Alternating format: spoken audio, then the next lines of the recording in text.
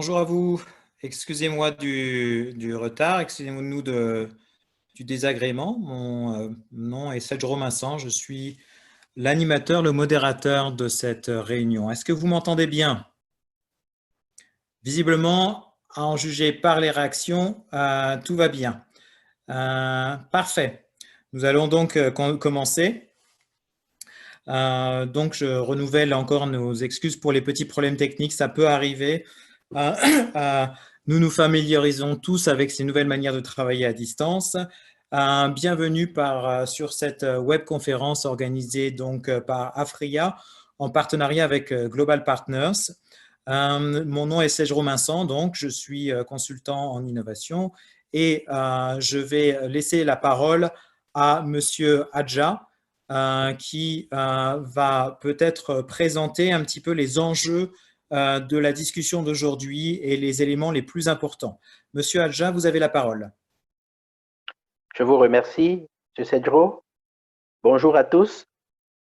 Vous m'entendez? Très bien. Alors, je voudrais, pour commencer, vous remercier et vous féliciter, M. Cedro, pour avoir pris cette initiative conjointement avec la FRIA pour justement mettre en valeur le rôle de la diaspora africaine en matière de promotion de l'intelligence artificielle. Et la FRIA est née il y a juste donc quelques mois, en début d'année, pour justement promouvoir l'intelligence artificielle dans le monde francophone.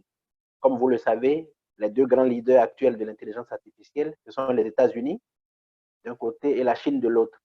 Et au milieu des deux, il y a l'Europe et les autres régions comme l'Afrique qui, justement, commencent à y arriver avec beaucoup de jeunes dynamiques dont je salue la présence dans cette vidéo. De plus en plus de jeunes sur le continent africain ont créé des entreprises en matière de promotion de l'intelligence artificielle. Et un des rôles de la FRIA, c'est vraiment de donner la parole, la visibilité à ces initiatives parce que, comme vous le savez tous, l'IA est en train déjà de transformer profondément nos sociétés et nous pensons que l'Afrique aura un grand rôle à jouer au niveau surtout de tout ce qui est gestion des données, de tout ce qui est apprentissage profond, on parle de deep learning, et beaucoup d'autres aspects dont nous parlerons cet après-midi.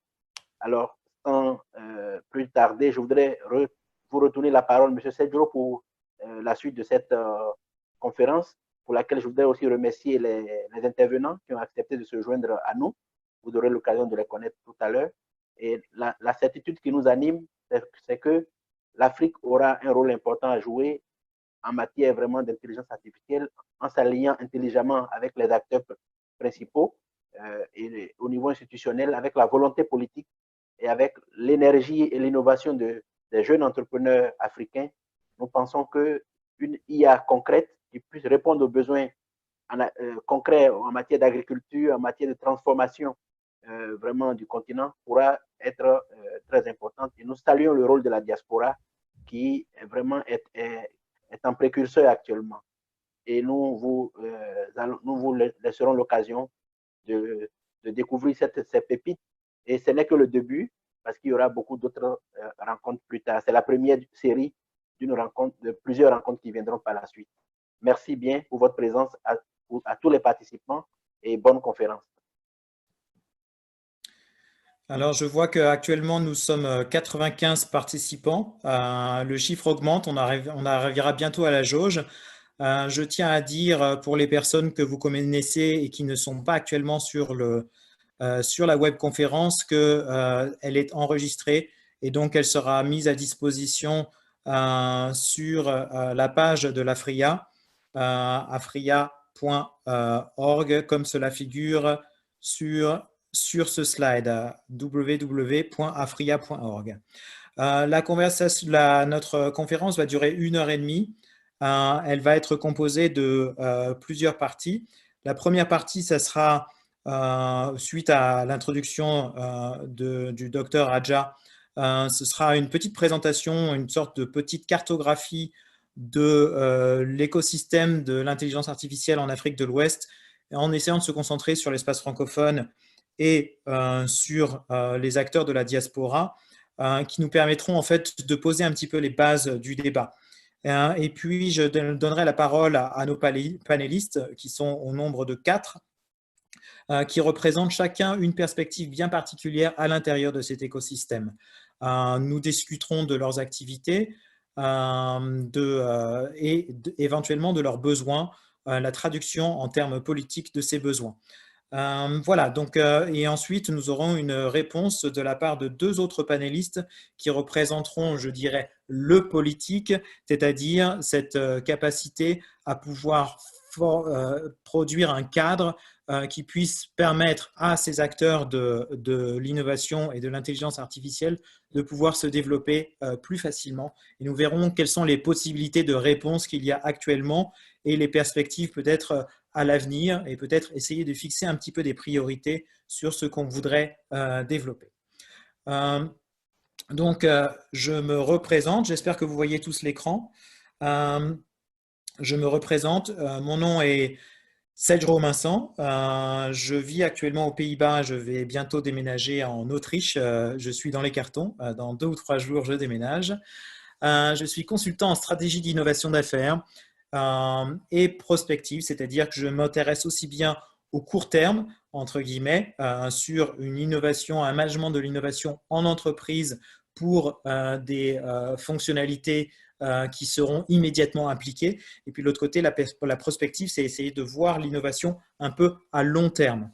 Je me suis spécialisé en direction des publics dits base de la pyramide, donc les populations avec un revenu peu important et qui représente en fait une catégorie de la population qui a des besoins et des aspirations également qui sont bien spécifiques. Je suis un passeur d'innovation, c'est-à-dire que j'aime rassembler, articuler différents acteurs, qu'ils soient du secteur privé ou du secteur public, ou même des utilisateurs autour de la création d'innovations qui soient pertinentes, qui aient du sens. Ce n'est pas parce qu'on peut faire les choses d'un point de vue technologique qu'il faut les faire nécessairement. Il faut essayer de trouver l'équilibre parfait entre ces différentes composantes de l'innovation que sont la viabilité, la désirabilité et donc la faisabilité. Je suis également membre d'un makerspace qui s'appelle Hiroko Fab Lab, qui se trouve au Bénin. Et je participe actuellement à l'effort de la task force pour définir une réponse contre le Covid-19 actuellement. J'encadre et je mentor notamment quelques équipes qui sont actuellement dans un concours qui s'appelle Hack Covid-19. Et en ce qui concerne l'intelligence artificielle, je me suis spécialisé sur l'intelligence artificielle il y a 1 an et demi, quand UNFPA Bénin m'a demandé de réaliser une mission dans la sous-région, dans 5 pays différents, en l'occurrence le Togo, le Burkina Faso, le Bénin, et puis pour les pays anglophones, le Nigeria et le Ghana, où j'ai interviewé 35 personnes et identifié 110 acteurs qui sont dans ce secteur-là, dont notamment justement des membres de la diaspora. Qu'est-ce qu'on peut dire rapidement sur cette scène et sur cet écosystème? C'est qu'il est extrêmement diversifié, à la fois dans ses capacités technologiques, que ce soit en matière d'optimisation, que ce soit en matière de reconnaissance visuelle, de reconnaissance vocale également, que ce soit en matière de robotique, à peu près tous les aspects qui intègrent l'intelligence artificielle sont actuellement représentés par de nombreux acteurs actuellement. Il y a également le traitement du langage, évidemment, qui est vraiment quelque chose d'important, et ce, sur tous les secteurs qui nous intéressent, l'agriculture, la santé, la banque et les services financiers, la sécurité, tous ces aspects-là sont traités par ces acteurs-là. Ils sont également très généreux, c'est-à-dire que la motivation, à la différence des acteurs de l'intelligence artificielle des pays occidentaux ou de Chine, c'est qu'ils veulent véritablement contribuer au développement de leur pays. Donc, Voilà. Je vais vous demander un instant. Je vais voir un petit peu. On a un petit problème pour rejoindre une des panélistes, mais je vais peut-être y répondre un petit peu après. Je continue pour dire que ces acteurs se connaissent mal. Donc ça, c'est le premier constat qui est surprenant, c'est qu'entre eux, les acteurs ne se connaissent pas. Et j'ai souvent été amené dans un même pays, à faire rencontrer des personnes qui travaillaient sur le même secteur. L'autre inconvénient, c'est que ce potentiel qu'offre l'intelligence artificielle n'est pas reconnu, il est mal évalué par les acteurs, qu'ils soient dans le secteur public comme celui du secteur privé. Même le secteur privé est relativement conservateur par rapport à des solutions en matière d'intelligence artificielle. La différence de l'espace francophone et de l'espace anglophone, c'est qu'il y a une culture qui vient de l'héritage colonial, centralisée et structurée, qui a plus de pertinence par rapport à un milieu qui est très libéral dans le milieu anglophone, où on a des acteurs individuels qui agissent et qui sont un peu morcelés, où chacun essaye de se représenter soi-même, sans véritablement coordination et structuration. Et donc là, dans l'espace francophone, il y a vraiment quelque chose qui peut se jouer et qui est vraiment très important. Et puis, évidemment, on a un rôle prééminent de la diaspora quand il s'agit de l'écosystème. Même quand un écosystème est développé en Afrique, il va être soutenu par la diaspora, que ce soit pour les moyens financiers, que ce soit pour un soutien technologique en matière de connaissances, que ce soit en partenariat avec le secteur privé et avec le secteur public. Et donc, cela explique la raison pour laquelle nous avons organisé cette réunion qui se concentre sur la diaspora, sur l'apport de la diaspora et comment est-ce que cette diaspora peut devenir un petit peu comme moi, sans égocentrisme aucun, mais un passeur d'innovation. Nous allons commencer donc maintenant à présenter les différents acteurs. Je les présente les uns après les autres en explorant un petit peu leurs problématiques.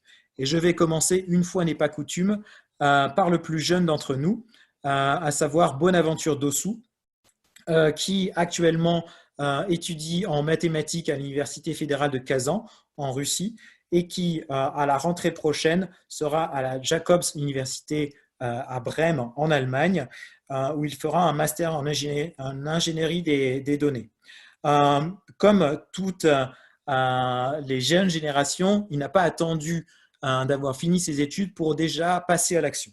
Il a fondé donc en fin 2019 EdAI, donc ça se prononce en anglais. Vous allez voir que l'anglais revient de manière récurrente quand il s'agit de discuter de ce genre de thème. Cette organisation qu'il a fondée avec son ami Chris Emezue, qui est d'origine nigériane, est dédiée à l'apprentissage profond et à l'apprentissage de la machine. Et il a développé donc quelque chose qu'il a présenté récemment à une réunion qui s'appelle l'ICLR, qui est une des plus grandes réunions en matière d'intelligence artificielle au monde. Fin avril, il a présenté donc une traduction automatisée qui est adaptée aux langues tonales. Je vais, Bonaventure, si tu es là, te donner la parole. Je vais te enlever le mute, si j'y arrive.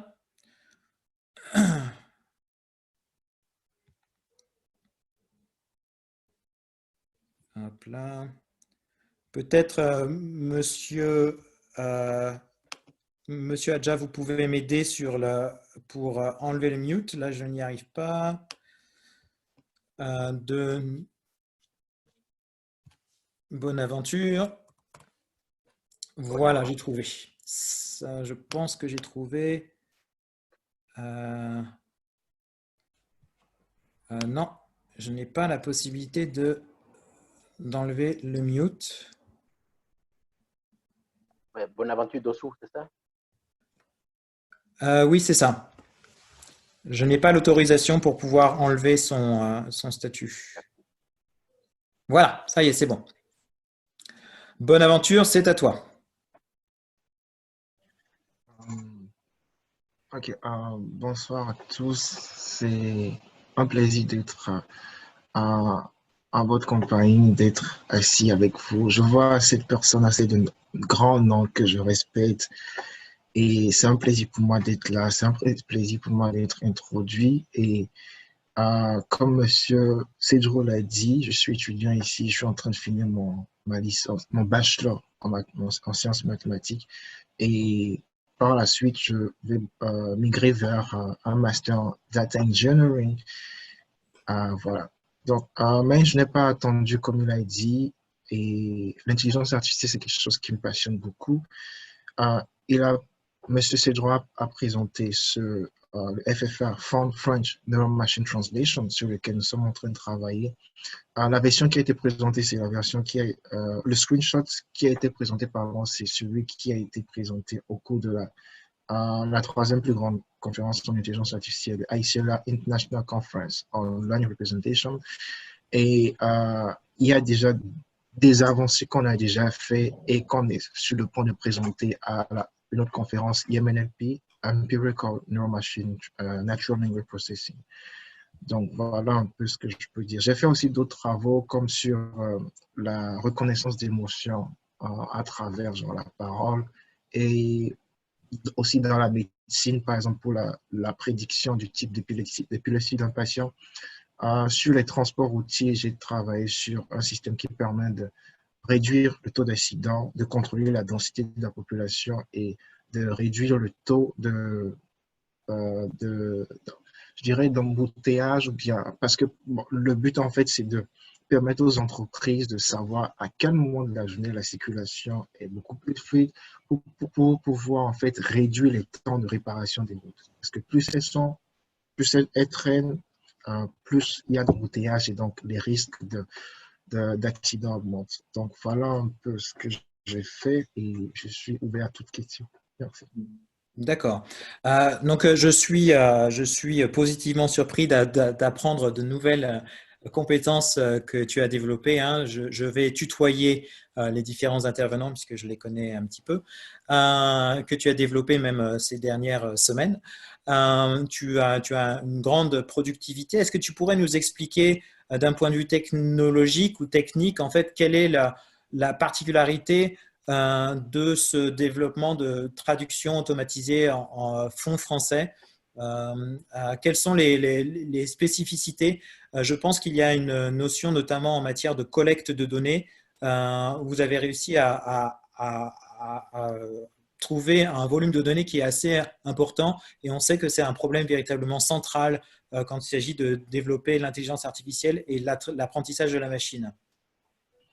Oui, merci pour la question. Oui, la grande partie pardon, du travail, c'est la collecte de données, parce que sans la collecte de données, rien ne se fait. Et le fond, c'est une langue low resource qui très, je dirais, très peu ressourcée. Voilà. Le fond, c'est une langue beaucoup plus tonale. On parle ça naturellement, mais il n'y a pas vraiment de documentation numérique comme sur papier pour qu'on puisse dire, en fait, si j'ai besoin de données, genre de tests sur, par exemple, tel secteur, tel sujet, je peux aller en ligne pour les trouver, il n'y a pas. Donc, on est rentré avec une communauté de data scientists, Masakan Community. Masakan c'est en langue africaine, ça veut dire we build together, nous construisons ensemble. Et ils nous ont introduit à une base de données de GW300, Jehovah Witness 300. C'est une base de données, je pense, des témoins de Jéhovah qui ont fait un travail de traduction vers le fond et le français. Après, on est rentré en contact avec, j'ai cherché également sur Internet parce qu'on avait eu juste seulement 27 000 paires de phrases et j'ai dû chercher, trouver d'autres personnes, d'autres sources d'informations et on est tombé sur Benin Language. Donc, on a également c'était pas possible de faire du copier-coller. Donc, avec Chris, on a eu à faire du web scrapping, ainsi de suite. Et, ainsi de suite. Donc, c'est comme ça on s'est retrouvé à près de 117 029 paires de phrases. Et récemment, on a augmenté le volume parce qu'après la conférence, Après le passage sur BBC, sur Voice of America, on a eu d'autres personnes qui nous ont contactés. Et donc, euh, on a un contenu, le contenu GW300 est beaucoup plus centré sur la Bible.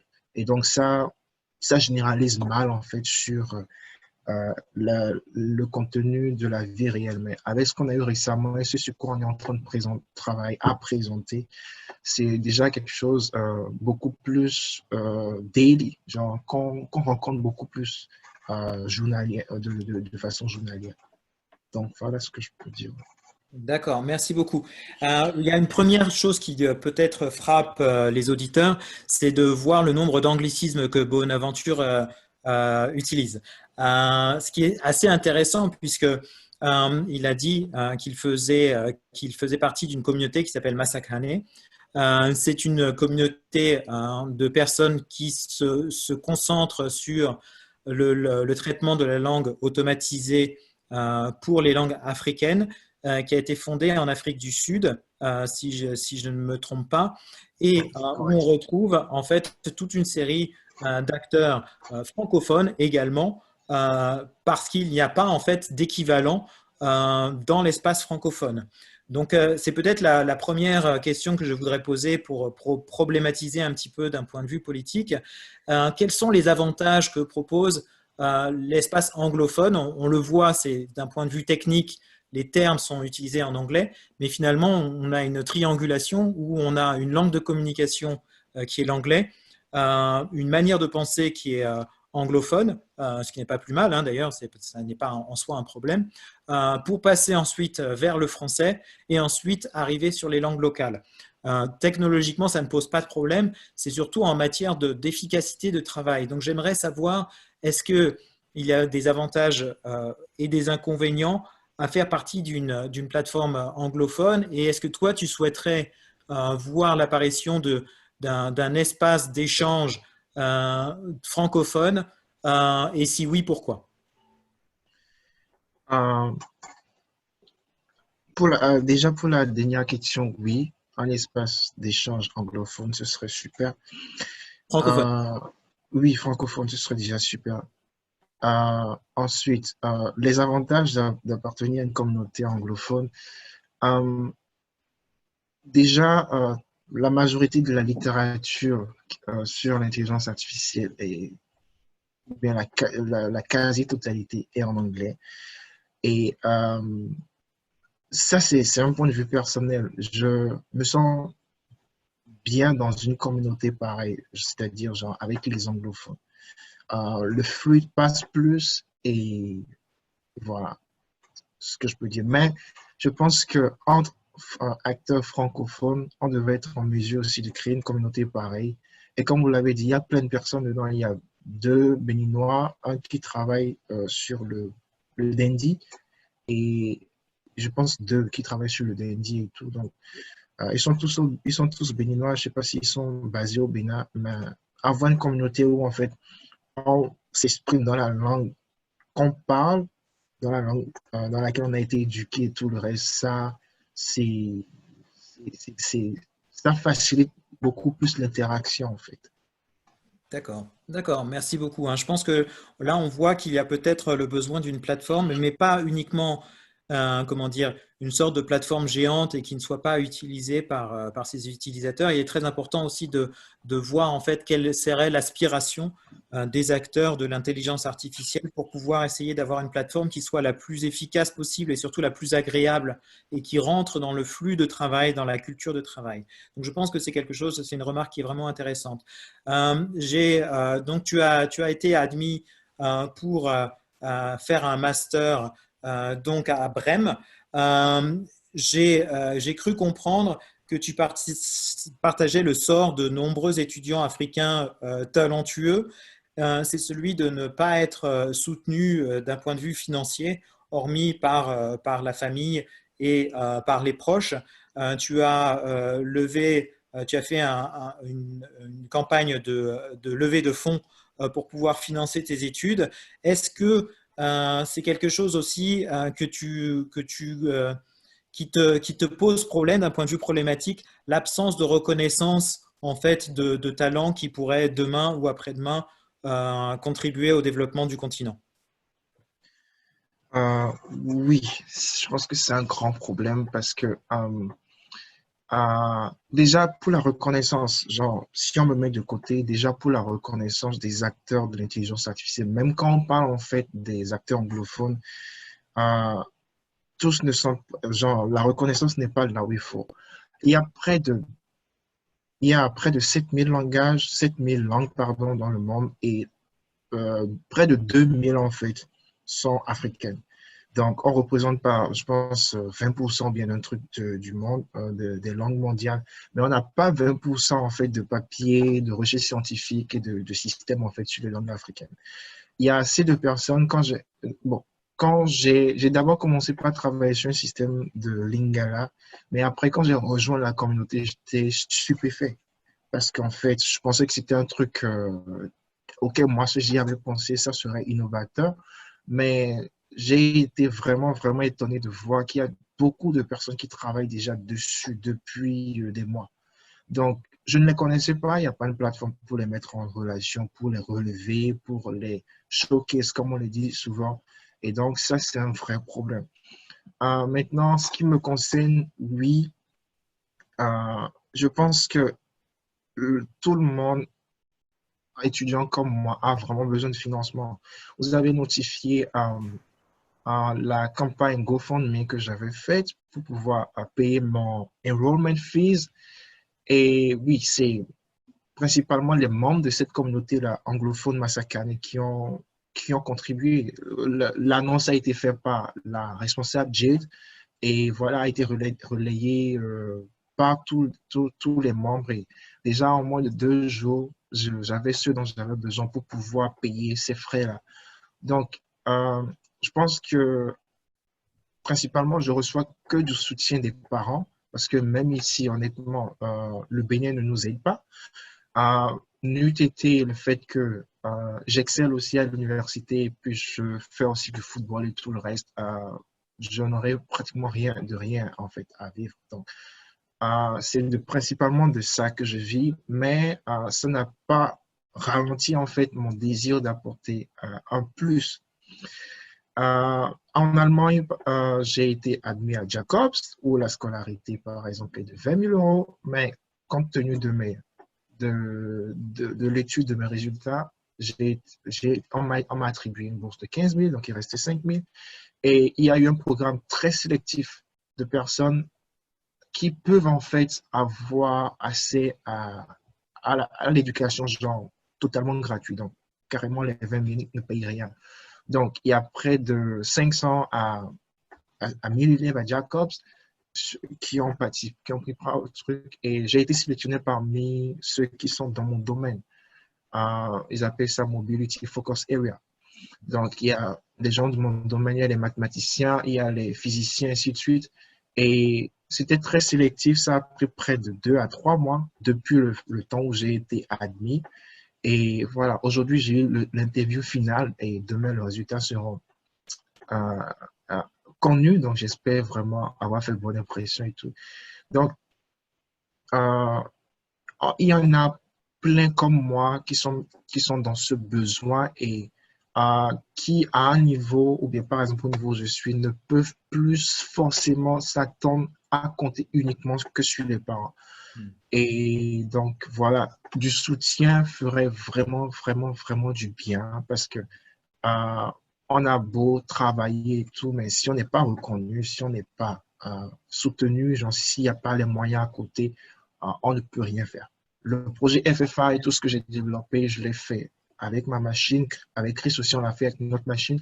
Des fois, on a eu recours à la plateforme Paperspace ou à l'utilisation chaque jour.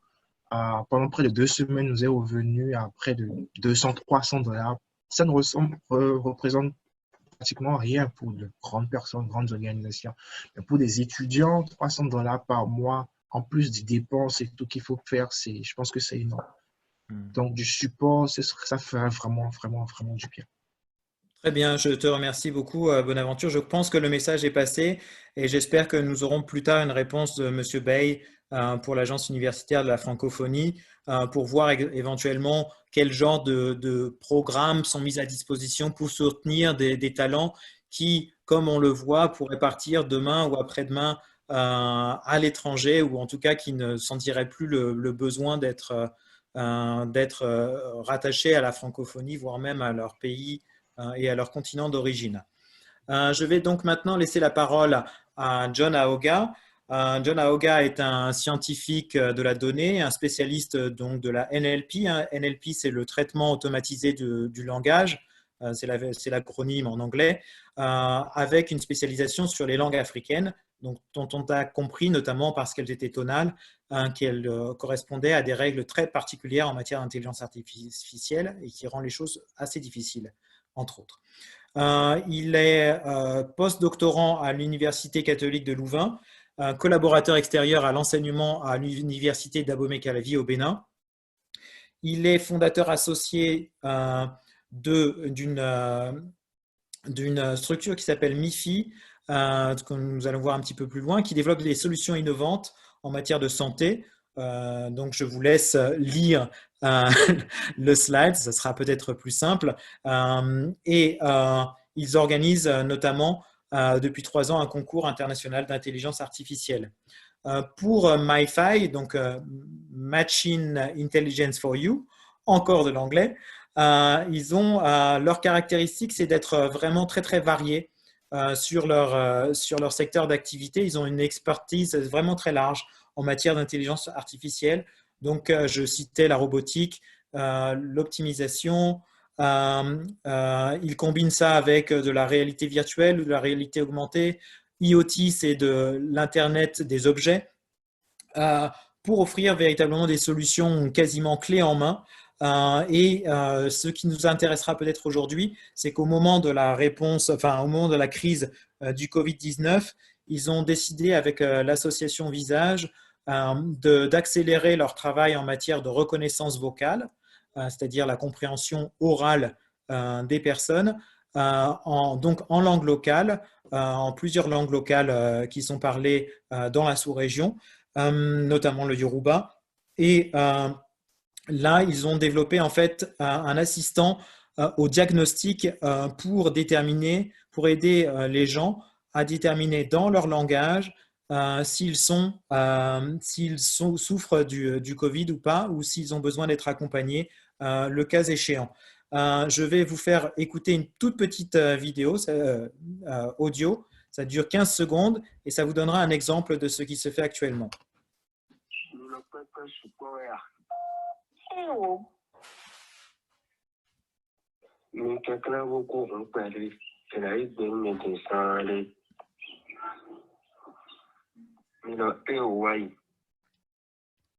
Voilà, pour ceux qui auront reconnu le fond, je pense que ça sera clair, mais je vais demander à John Aoga de nous donner un peu plus d'explications sur cette fonctionnalité qu'il a développée donc pour l'association Visage. Il faut donc brancher le micro de John. John Aoga. OK.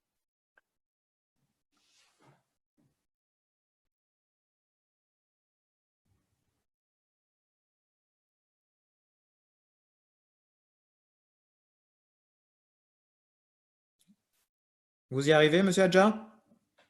Il suffit de taper John dans les participants.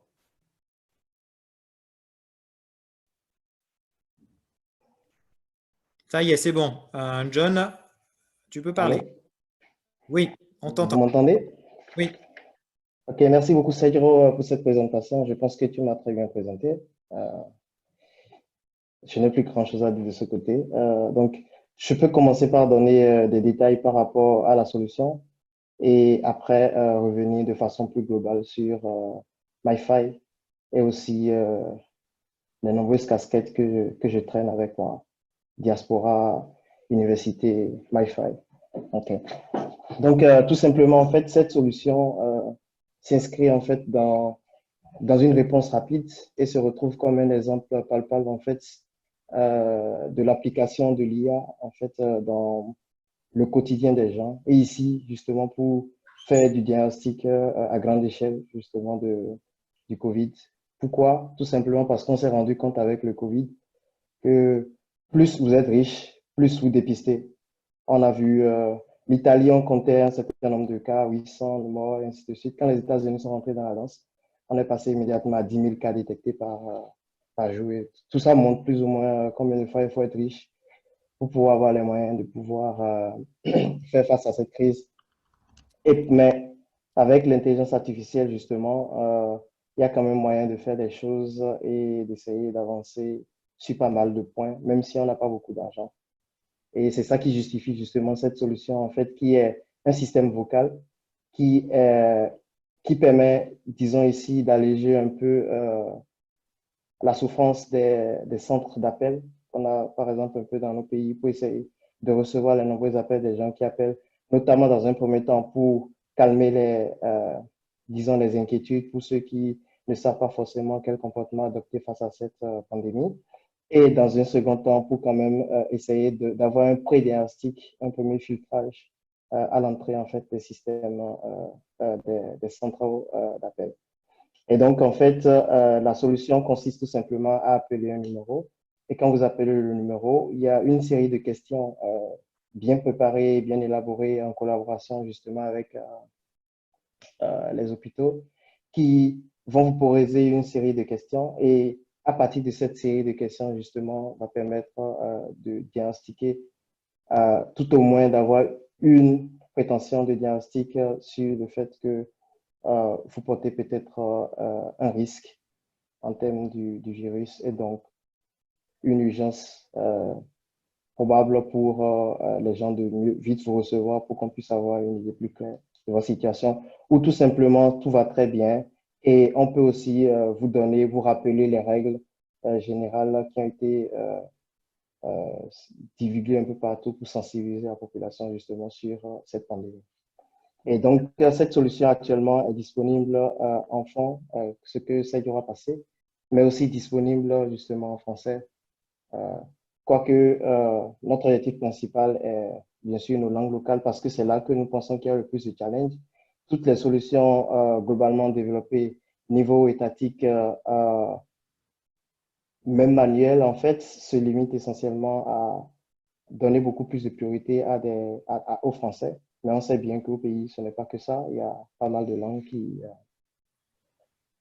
qui sont en cause et pas mal de personnes qui parlent ces langues. Donc, justement, le français, le fon, le hindi et le yoruba faisaient partie, en fait, de ce travail, jusque cette partie ne montre que le fond.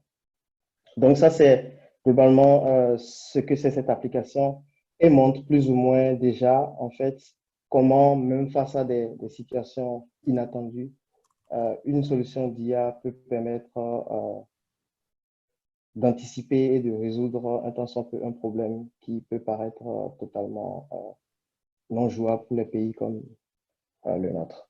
Oui, je soulignerais en plus, comme tu l'as dit déjà, que ça n'est pas une application, donc on n'a pas forcément besoin d'un accès à Internet. Là, en fait, simplement utiliser son téléphone est possible. Donc, il y a une grande simplicité dans l'usage.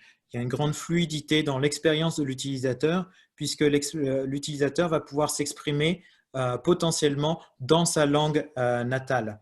Donc, il y a beaucoup d'aspects qui conjuguent non seulement la réflexion d'un point de vue technologique, hein, mais aussi en même temps la désirabilité dans le sens où l'expérience sera agréable pour l'utilisateur et enfin la viabilité puisque en fait, même si cette technologie est encore balbutiante de reconnaissance vocale en langue locale, elle a pu être optimisée pour avoir un usage qui est immédiat. Donc, c'est vraiment pour moi vraiment un très très bel exemple. Maintenant, j'aimerais peut-être changer un petit peu de direction, c'est-à-dire que cette sorte d'efficacité que vous avez trouvée, je me posais la question de savoir si vous auriez pu la trouver dans les universités d'Abomey-Calavi, puisque les cofondateurs de MyFi sont également enseignants à l'université d'Abomey-Calavi. Qu'est-ce qui vous a poussé à créer une structure en dehors de celle du cadre qui était proposé à l'intérieur de l'espace universitaire? Merci beaucoup pour la question. Juste une petite précision par rapport à, à l'application vocale, c'est que il faut savoir tout simplement que le fait qu'il puisse reconnaître ce que vous avez dit, ce n'est pas en fait quelque chose de préenregistré, mais c'est quelque chose qui se fait sur base d'un ensemble d'algorithmes qui tournent derrière et qui vont de façon intelligente essayer d'identifier ce que vous avez dit. OK. Donc maintenant, pour revenir à la question de Cedro, donc en fait, il faut dire que euh, l'essence même de la création de MyFi réside dans le fait que nous sommes arrivés à un constat simple, c'est que l'intelligence artificielle aujourd'hui est tout simplement, nous la voyons comme une nécessité, mais aussi une chance. Une nécessité tout simplement parce que on se retrouve dans un système comme par exemple l'application que Sergio a présentée, que nous avons développée en interne, qui n'est rien d'autre qu'un petit exemple de quelque chose qu'on peut faire où on n'a pas besoin d'être aussi riche qu'un autre pays pour pouvoir le faire ou bien pour pouvoir utiliser des solutions concrètes de ce genre. Ou encore les solutions que Bonaventure a présentées, liant la voix et tout ça. Plein de ces solutions, en fait, qui sont tout à fait une nécessité aujourd'hui parce qu'on ne peut plus compter sur la mémoire uniquement du médecin. On ne peut plus compter sur la capacité d'un policier à juguler une congestion sur une voie. Il faut forcément des données et il faut pouvoir utiliser ces données-là pour pouvoir faire du concret et pouvoir apporter une solution efficace à beaucoup de problèmes que nous avons. Donc, pour toutes ces raisons, c'est clairement une nécessité et c'est tout aussi une chance parce que vous voyez qu'à travers toutes ces nécessités, il ne faut pas forcément de très grands moyens pour y arriver, mais il faut quand même un certain soutien qui ramène en clair maintenant dans la problématique universitaire qui dit que euh, ça fait pas mal de temps déjà à l'université où beaucoup de solutions sont développées et la triste nouvelle, c'est que toutes ces solutions finissent au placard. Donc ça, c'est vraiment un constat dévastateur quand vous vous rendez compte que les gens ont passé 6 mois de leur vie et que l'État investit des montants faramineux dans l'éducation pour permettre à l'éducation d'évoluer, mais n'est même pas capable de profiter de cette euh, éducation qu'elle-même, elle met en place. C'est vraiment dommage. Donc, en fait, c'est ça qui, combiné avec le déphasage qu'on a clairement entre l'industrie et euh, le milieu universitaire, qui nous ont amené en fait clairement à créer en fait MyFi. Donc, MyFi s'inscrit dans cette philosophie double qui est essayer de créer ce template entre ce lien entre l'industrie et l'université, et d'un autre côté, maintenant, de pouvoir attaquer tous ces problèmes-là, en fait, du concret, du quotidien des gens, qui sont désormais devenus une nécessité pour nous. Donc, voilà. Merci. Merci. Et, tu donc travailles au sein de l'Université catholique de Louvain, donc en Belgique. Quelles sont les relations entre, puisque tu travailles dans le département justement de la NLP, donc du traitement automatisé du langage, quelles sont les connexions entre l'université belge avec des universités africaines sur ce genre de programme-là ou est-ce que quand tu travailles sur le secteur des NLP en langue africaine, c'est quelque chose que tu fais uniquement avec MyFi parce qu'il n'y aurait pas de possibilité de collaborer avec l'université de Louvain? Je pense clairement que l'utilité ici de l'Université de Louvain est tout simplement, on peut la voir comme une forme de révélatrice de talent, si on veut. Parce que je ne vais pas me soustraire, en fait, aux plaintes de Bonaventure sur les réalités de chez nous, où euh, vous êtes probablement un talent, mais que l'État ou bien que même l'université en représentation de l'État n'offre pas un réel soutien, en fait, à ce qui se passe. Et ça, c'est quelque chose de très clair et qui peut se remarquer à tous les niveaux. Et ce soutien, en fait, n'est pas forcément, en réalité, le dit financier. Ça peut être simplement un soutien de confiance, c'est-à-dire juste le fait d'avoir confiance que cette solution qui a été développée par telle personne ou tel béninois peut au moins être acceptée pour être testée en grandeur nature.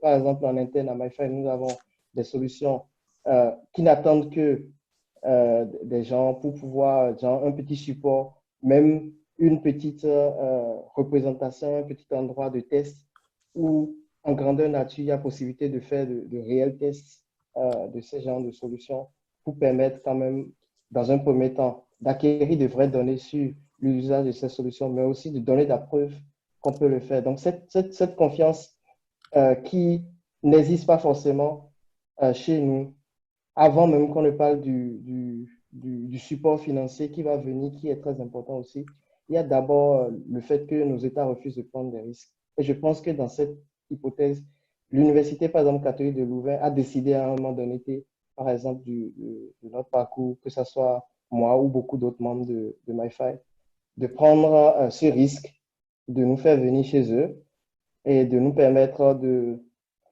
passer un certain temps ici à apprendre et pouvoir contribuer à la fois à la recherche ici, mais aussi avoir un certain impact au Bénin. Et je pense que c'est de cette manière qu'on peut voir clairement l'influence de l'Université catholique de Louvain, par exemple, à l'Université d'Abou-Ankarabi.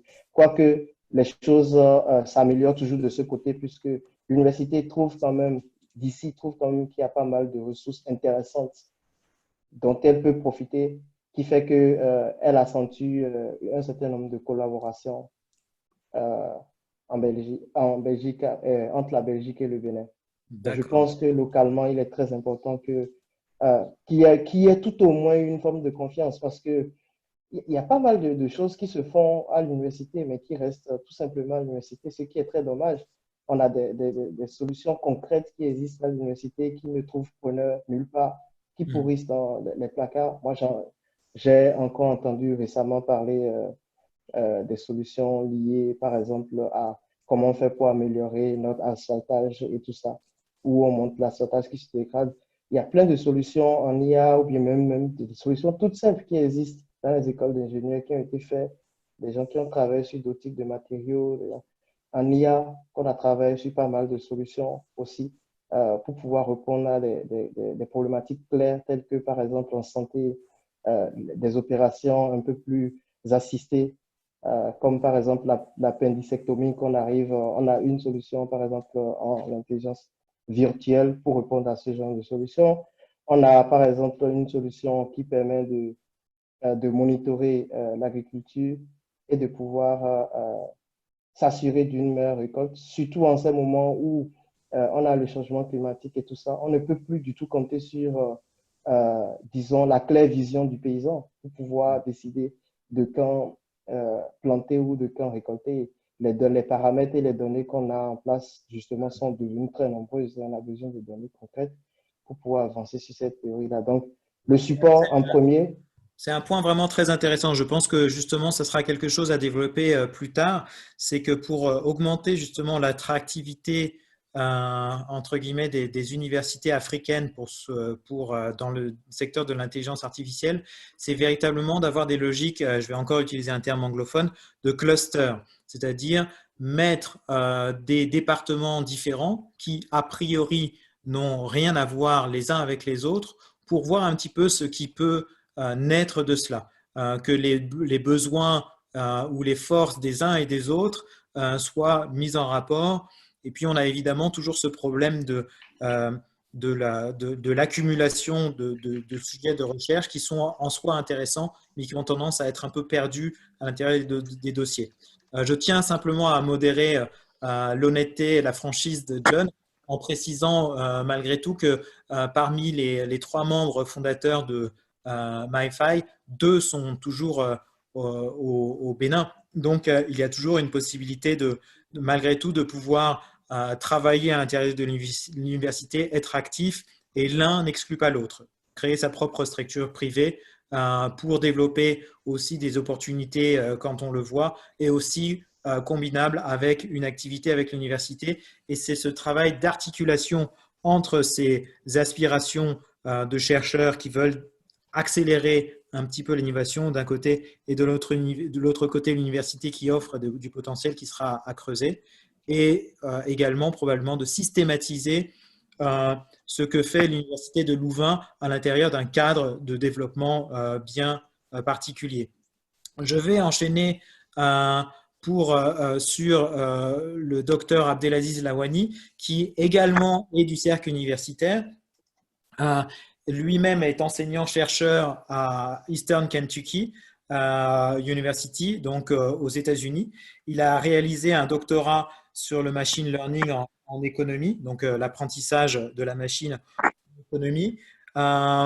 Il est le membre fondateur de Africa Goes Digital, qui, comme vous le voyez, est un consortium de plusieurs entreprises de tout le continent, pas uniquement limité à l'espace francophone, et qui utilise en gros les nouvelles technologies pour adresser les problèmes de développement. C'est quelque chose qu'il mène également au sein de Global Partners, qui a une activité aussi qui est beaucoup plus dirigée vers la recherche appliquée, essentiellement dans le secteur agricole, mais également dans les gestions urbaines, et qui a une particularité, c'est qu'on utilise donc des drones. Ces drones, en fait, permettent en gros d'embarquer, pas nécessairement directement d'ailleurs sur le drone, mais de combiner la puissance du drone, de l'observation à distance élevée, avec l'intelligence artificielle pour traiter les données. Donc là, par exemple, sur la photo que vous voyez, on arrive à identifier les pieds d'ananas et ainsi pouvoir optimiser la période de récolte. Je ne vais pas parler de ce côté-là, je pense que je vais poursuivre sur le volet universitaire après avoir laissé l'opportunité à M. Lawani de se présenter et essayer peut-être de voir un petit peu quelle est la différence entre une université anglophone et dans son soutien, dans son accompagnement d'initiatives telles que celle de Global Partners par rapport à celle d'universités francophones, qu'elles soient en Belgique, en France ou ailleurs dans l'espace francophone. Voilà, je raccourcis un petit peu les choses parce que le temps s'écoule relativement rapidement et comme nous avons commencé en retard, je sais que tout le monde ne pourra pas répondre et participer. Je tiens ensuite à préciser que je prendrai quelques questions, très peu, puisque nous avons peu de temps, 3 ou 4 questions à la fin du tour des panélistes. Nous en sommes à la moitié. Je vous laisse parler, Monsieur Lawani. J'espère que le micro est entre-temps déjà développé. Tout à fait, c'est réglé. Merci bien, Monsieur Sedro, et merci pour l'invitation à cette webconférence.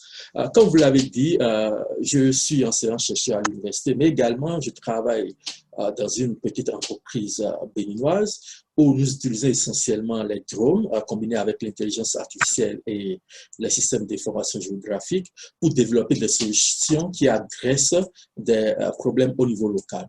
Par exemple, comme vous l'avez montré ici, c'est une solution d'intelligence artificielle où nous faisons essentiellement, nous collectons les données avec les drones. Et je pense que M. John en a parlé tout à l'heure, l'importance, n'est-ce pas, pour les agriculteurs de pouvoir avoir des solutions qui puissent les aider à améliorer leur productivité. Donc aujourd'hui, il est difficile, par exemple, pour un producteur de pouvoir couvrir tout son champ. À pied. Imaginez un producteur qui a, par exemple, je dirais, 2 hectares de champ de coton. Il est très difficile pour ce producteur de pouvoir couvrir tout le champ à pied et d'identifier les problèmes qui sont au niveau de ce champ. Alors qu'avec un drone, il peut le faire beaucoup plus facilement. Et l'autre avantage, c'est que le drone, nous mettons au niveau du drone des senseurs qui peuvent voir des choses que le producteur ne peut pas voir à l'œil nu. Nous utilisons par exemple des caméras multispectrales et combinées avec l'intelligence artificielle, nous pouvons identifier en fait certains problèmes qu'il y a au niveau du champ. Parce que quand la plante est malade, c'est comme l'homme, la plante va émettre différents types d'ondes et quand elle est malade, certains types d'ondes vont indiquer en fait son état de santé. Et l'état de santé peut être lié à des problèmes que la plante a au niveau soit du manque d'eau, des pestes ou un manque de fertilisation par exemple. Donc pour ce producteur, il n'a plus besoin de parcourir tout son champ régulièrement. Uniquement avec un vol de drone, nous pouvons capter des images et pouvoir donner des informations par rapport aux problèmes que les plantes sont en train d'avoir au niveau du champ du producteur. Nous avons, comme vous l'avez remarqué ici aussi bien dans le monde de la recherche que dans le monde de l'entrepreneuriat, nous avons justement conduit une étude pour évaluer l'impact, n'est-ce pas, de ce service de drone sur la productivité des producteurs. Et pourquoi est-ce que nous l'avons fait? Pour une raison très simple. Les producteurs ne vont pas adopter la solution si cela ne leur permet pas d'augmenter leurs revenus, n'est-ce pas? Donc, nous nous sommes dit, OK, essayons de voir réellement si cette solution est fiable. Et nous avons, les résultats montrent que, en fait, les drones permettent aux producteurs, dans le cas du riz, par exemple, d'augmenter leur productivité de plus de 23%. Nous développons également des solutions dans plusieurs domaines, dans le domaine de la santé, par exemple, dans le domaine de la gestion urbaine. Vous remarquerez que nos villes sont très grandes et il est difficile, par exemple, pour ceux qui sont au niveau de la gestion administrative ou de la gestion urbaine, de pouvoir avoir toutes les informations au niveau des villes, de nos villes. Donc, ce que nous faisons avec un vol de drone, nous arrivons à générer des informations qui peuvent être directement utilisables par les gestionnaires. Au niveau de la santé, nous travaillons également sur plusieurs algorithmes pour pouvoir en fait prédire certaines maladies et améliorer le diagnostic, n'est-ce pas? Vous remarquerez avec moi que dans nos pays, par exemple, pour nos médecins, pour pouvoir faire un diagnostic, ils vont poser un ensemble de questions à la personne qui est malade. Si il était, par exemple, possible, n'est-ce pas, de pouvoir rentrer ces informations dans un algorithme qui va pouvoir aider aussi bien le malade, mais également surtout le médecin, à pouvoir facilement faire ce diagnostic. Cela permettrait quoi? Cela permettrait de réduire les risques d'erreur au niveau du médecin, mais cela permettrait également de réduire le coût au niveau pour le simple patient. Donc, c'est ce que nous avons fait. Nous sommes attaqués, nous avons développé un algorithme sur le paludisme et avec les discussions que nous avons eues avec Sergio, nous sommes en train de travailler maintenant sur les questions relatives à la santé des mères et de l'enfant. Donc, j'ai essayé d'accélérer un tout petit peu pour pouvoir donner l'essentiel, mais s'il y a des questions, nous pourrons revenir là-dessus tout à l'heure. Sergio a posé une question relative au soutien que nous avons entre le monde francophone et anglophone. Et je crois que John a déjà brossé cela un tout petit peu. Les réalités sont différentes dans les deux contextes. Dans le monde francophone, je dirais que nos autorités ne voient pas généralement de façon très pratique, n'est-ce pas, le potentiel que cette technologie-là représente. Par exemple, nous savons que l'intelligence artificielle va contribuer environ dans les 20 années à venir à plus de 13 trillions de dollars à l'économie globale. Parallèlement, nous savons que si nous regardons un peu la contribution à la productivité, cela correspondrait à environ à 1,2%. Pour mettre ces chiffres-là en contexte, permettez-moi de comparer un tout petit peu. Au moment de la révolution industrielle, avec la machine à vapeur, la contribution à la productivité était seulement de, je crois, 0,4 ou 0,2%. Et vous avez sûrement remarqué que le monde a connu en fait une transformation énorme.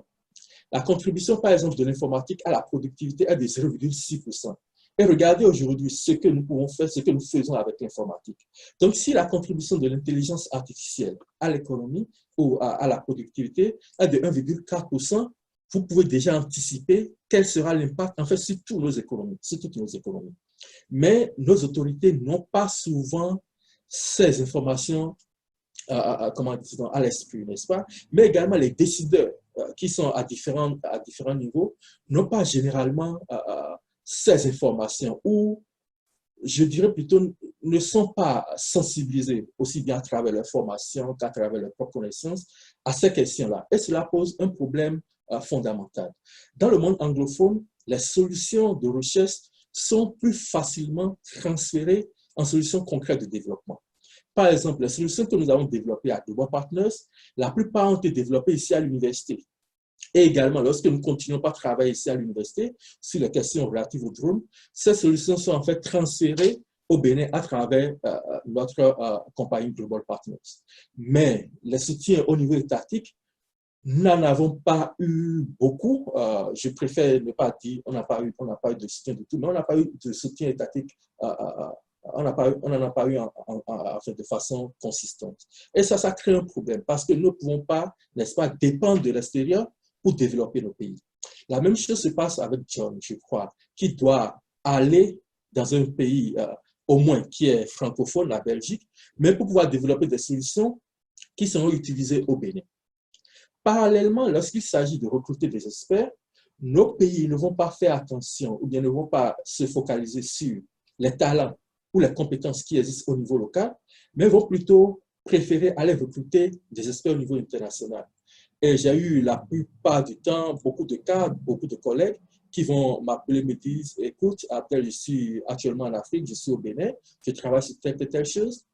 Et lorsque nous continuons la discussion, on se rend compte que le monsieur est payé parce qu'il est étranger, a des coûts ou a un coût qui est 5 fois, 10 fois beaucoup plus élevé que le coût qu'il aurait fallu pour recruter un expert au niveau local. John l'a également mentionné, c'est un problème de confiance, n'est-ce pas, dans les expertises au niveau local. Et c'est ce qui a obligé beaucoup parmi les jeunes auxquels, en fait, qui sont au niveau de ce panel, c'est cela qui les a obligés à sortir du pays. Bonaventure, vous remarquerez qu'il développe des solutions extraordinaires. Mais pourquoi est-ce qu'il n'a pas le soutien de son État qui doivent aller faire du crowdfunding pour pouvoir supporter ces études? Donc, c'est des questions auxquelles il faudrait que nous, je pense que nous allons en discuter dans la seconde partie, il faudrait que nous réfléchissions. Justement, je pense que je vais d'ailleurs laisser la parole à monsieur Hey, je crois. Non, je vais laisser la parole à notre autre intervenant panéliste, monsieur Ouattara, parce que malheureusement, il doit quitter justement la réunion à 4h30. Donc, je vais lui laisser la parole pour qu'il donne peut-être des premiers éléments de réponse par rapport à ces besoins qui ont été exprimés, besoin de la reconnaissance de l'état, de l'impact potentiel de l'intelligence artificielle, besoin de la reconnaissance aussi du potentiel talent de ces étudiants, de ces chercheurs qui sont à l'étranger. Quelles sont les pistes qui sont envisageables? Qu'est-ce qui peut se faire actuellement en la matière? Je vous laisse la parole, monsieur Ouattara.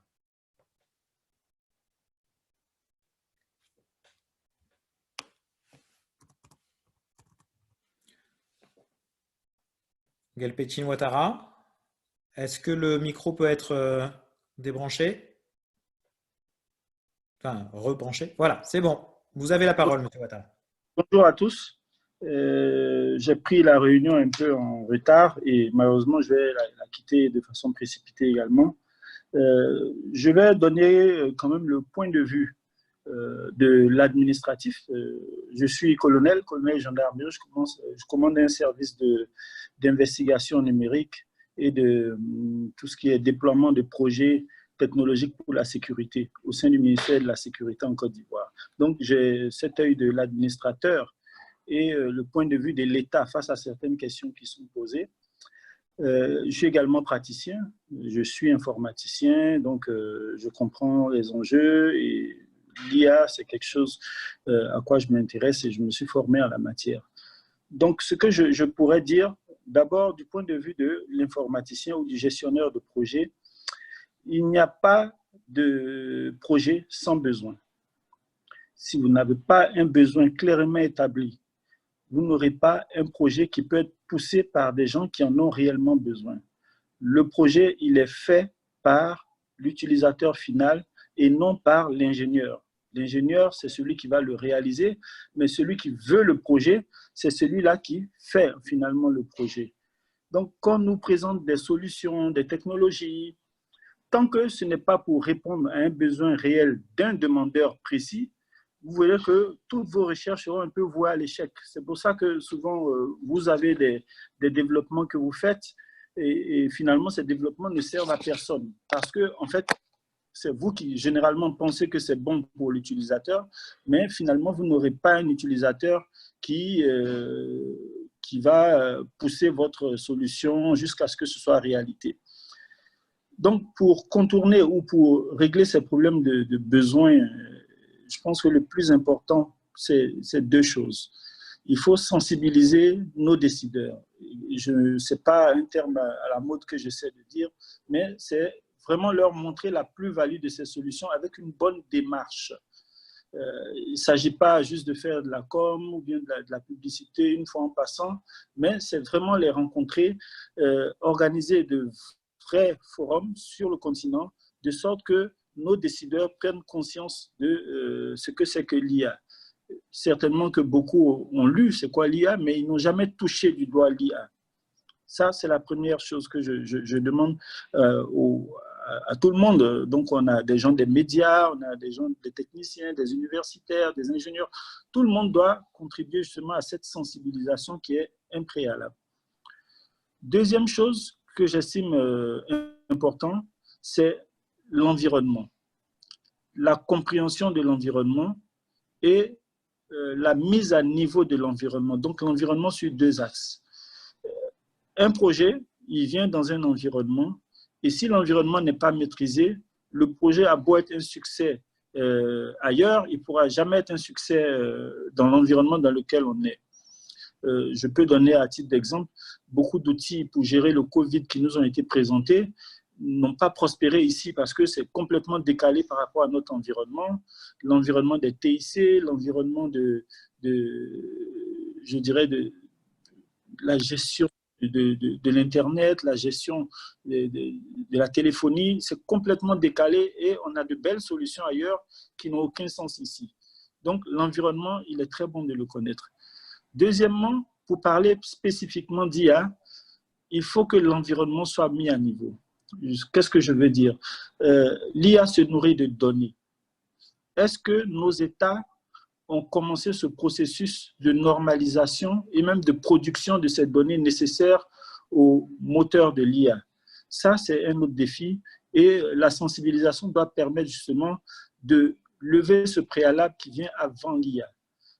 Donc, combien d'administrations on a aujourd'hui, je ne veux pas être méchant, des ordinateurs simplement, des systèmes de collecte de données, juste des petits écrans ou des fiches de saisie de données.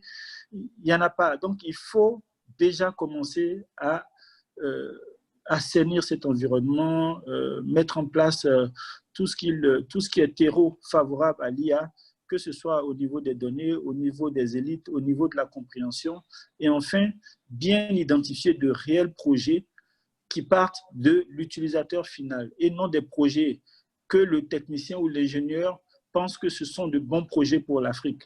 Si le projet part de l'ingénieur, je vous assure que le projet est voué à l'échec parce que vous ne trouverez jamais un utilisateur qui en veut au point d'en faire une réalité. Donc, voilà un peu quelques pistes que je peux donner sans répondre spécifiquement à des questions, mais ma vision de l'implémentation de l'IA en Afrique, une bonne sensibilisation et mettre en place un bon environnement. Je vous remercie, colonel Ouattara. Je trouve que l'intervention est très, très intéressante parce que c'est vrai qu'elle permet de donner une perspective qui n'est pas forcément offerte souvent aux acteurs aux panélistes qui sont là actuellement, qui relève une approche très pragmatique, qui est centrée sur le besoin, qui a d'ailleurs été souligné par un des auditeurs qui disait quel était en fait finalement quel est le besoin, à quel besoin on répond effectivement. Connaissant les panélistes, je sais que souvent, en fait, ils ont déjà la réponse, mais il y a peut-être une manière de l'exprimer, une certaine clarté à apporter. Mais cela correspond essentiellement à des initiatives qui peuvent générer des revenus sur lesquels les gens peuvent travailler, que ce soit le futur travail de Bonaventure en tant qu'étudiant, et puis ce que font actuellement John Aoga et Abdelaziz Lawani. Mais qu'en est-il des éléments qui ne sont pas productifs, c'est-à-dire où l'argent n'est pas versé avec une efficacité immédiate? Et pourtant, il y a un vrai besoin. Je pense qu'au niveau de l'UNESCO, au niveau de la protection de langues minoritaires, donc qui ne constituent pas de marché significatif, où on se dit, voilà, pourquoi développer de l'intelligence artificielle en langue qui va être parlée peut-être par 100 000 locuteurs, et puis alors que ces personnes-là peuvent parler français ou une autre langue qui va être plus importante. Là, il y a besoin en fait de pouvoir faire reconnaître à l'État une mission où il n'y aura pas nécessairement un retour sur investissement. Donc, pour des modèles qui sont moins efficaces, moins productifs. Et c'est pour ça que je vais laisser rapidement la parole à à ma dernière panéliste, à savoir Grace Adjao, pardon, qui est consultante en développement durable dans le secteur privé, donc qui est très très consciente de ce que cela peut représenter, de répondre à un besoin, parfois même un peu trop, puisque le développement durable est un secteur qui est difficile à faire justifier à des entreprises qui ne poursuivent pas nécessairement cela comme objectif premier, et qui s'est engagé à l'intérieur d'un groupe d'action recherche qui s'appelle The Grassroots Space, qui, comme la définition l'indique, cherche l'innovation qui soit sous le radar, c'est-à-dire des solutions qui sont adaptées à un environnement. Donc là, la question d'environnement qui a été mentionnée est présente, mais dans des objectifs de développement durable et qui sont peut-être d'ordre beaucoup plus sociaux et culturels que d'un point de vue économique, que la perspective économique de rentabilisation et d'impact pour un maximum de population. Je profite en même temps de l'occasion pour saluer la présence de Monsieur Kindonou, qui enseigne à l'Université de Bordeaux la chaire UNESCO Pratiques émergentes des technologies et communication pour le développement, et donc qui enseigne à l'Université de Bordeaux-Montaigne et qui justement s'intéresse à ces problématiques-là. Il a, pour ceux qui sont intéressés, il organise un colloque et une exposition sur l'intelligence artificielle du 27 au 29 mai 2021 sous le label Saison Africa 2020. Donc, pour ceux qui pourront visiter cette exposition, dont je ne sais pas d'ailleurs si en temps de coronavirus elle sera accessible, ça commence demain et après-demain, peut-être qu'il pourra nous le préciser. Là, on a justement une valorisation de l'intelligence artificielle par les talents africains. Donc, je laisse maintenant la parole à Grace Adjao pour présenter un petit peu The Grassroots Space et notamment justement quelque chose qui est assez intéressant puisque c'est assez proche de ce que Bonaventure Dossou a développé, c'est-à-dire le développement d'une langue, de la traduction en texte-to-texte, donc de texte à texte, pardon, du français vers le fond. Donc on a les mêmes bases de données, en tout cas la même problématique par rapport aux bases de données, mais on a une approche qui est peut-être plus orientée, plus ouverte sur le système collaboratif et organisationnel et ses perspectives durables. Et j'aimerais avoir un petit peu les raisons de sa motivation, de son engagement pour l'AI, pour l'intelligence artificielle, pour le bien. Et donc, qui n'est pas forcément conjugable avec pour de l'impact économique ou pour répondre à un besoin immédiat. Grace, si ton micro est activé, c'est à toi. Oui, bonjour. Merci Cedro. Je ne sais pas si vous m'entendez. Oui, on t'entend très bien. On oui, t'entend très bien. Très bien, parfait. Merci beaucoup et merci de l'invitation. Oui, alors, le Grassroots Space, en fait, c'est un espace d'innovation. Le but, en fait, est de travailler sur des projets innovants. Et le projet actuel sur lequel on travaille, c'est la création d'un outil de traduction de la langue locale fon vers le français et inversement. Alors, pour vous parler un peu de la genèse du projet, donc en fait, on est parti d'une idée simple que les populations locales au Bénin parlent en fait en grande partie les langues locales telles que le fon. Donc on est parti sur cette idée-là et on s'est rendu compte que ça limitait leur accès à la communication. Donc par exemple, c'est assez récent que le gouvernement ait des communications qui soient maintenant traduites en langue fon, en langue locale. Donc voilà, c'est assez récent.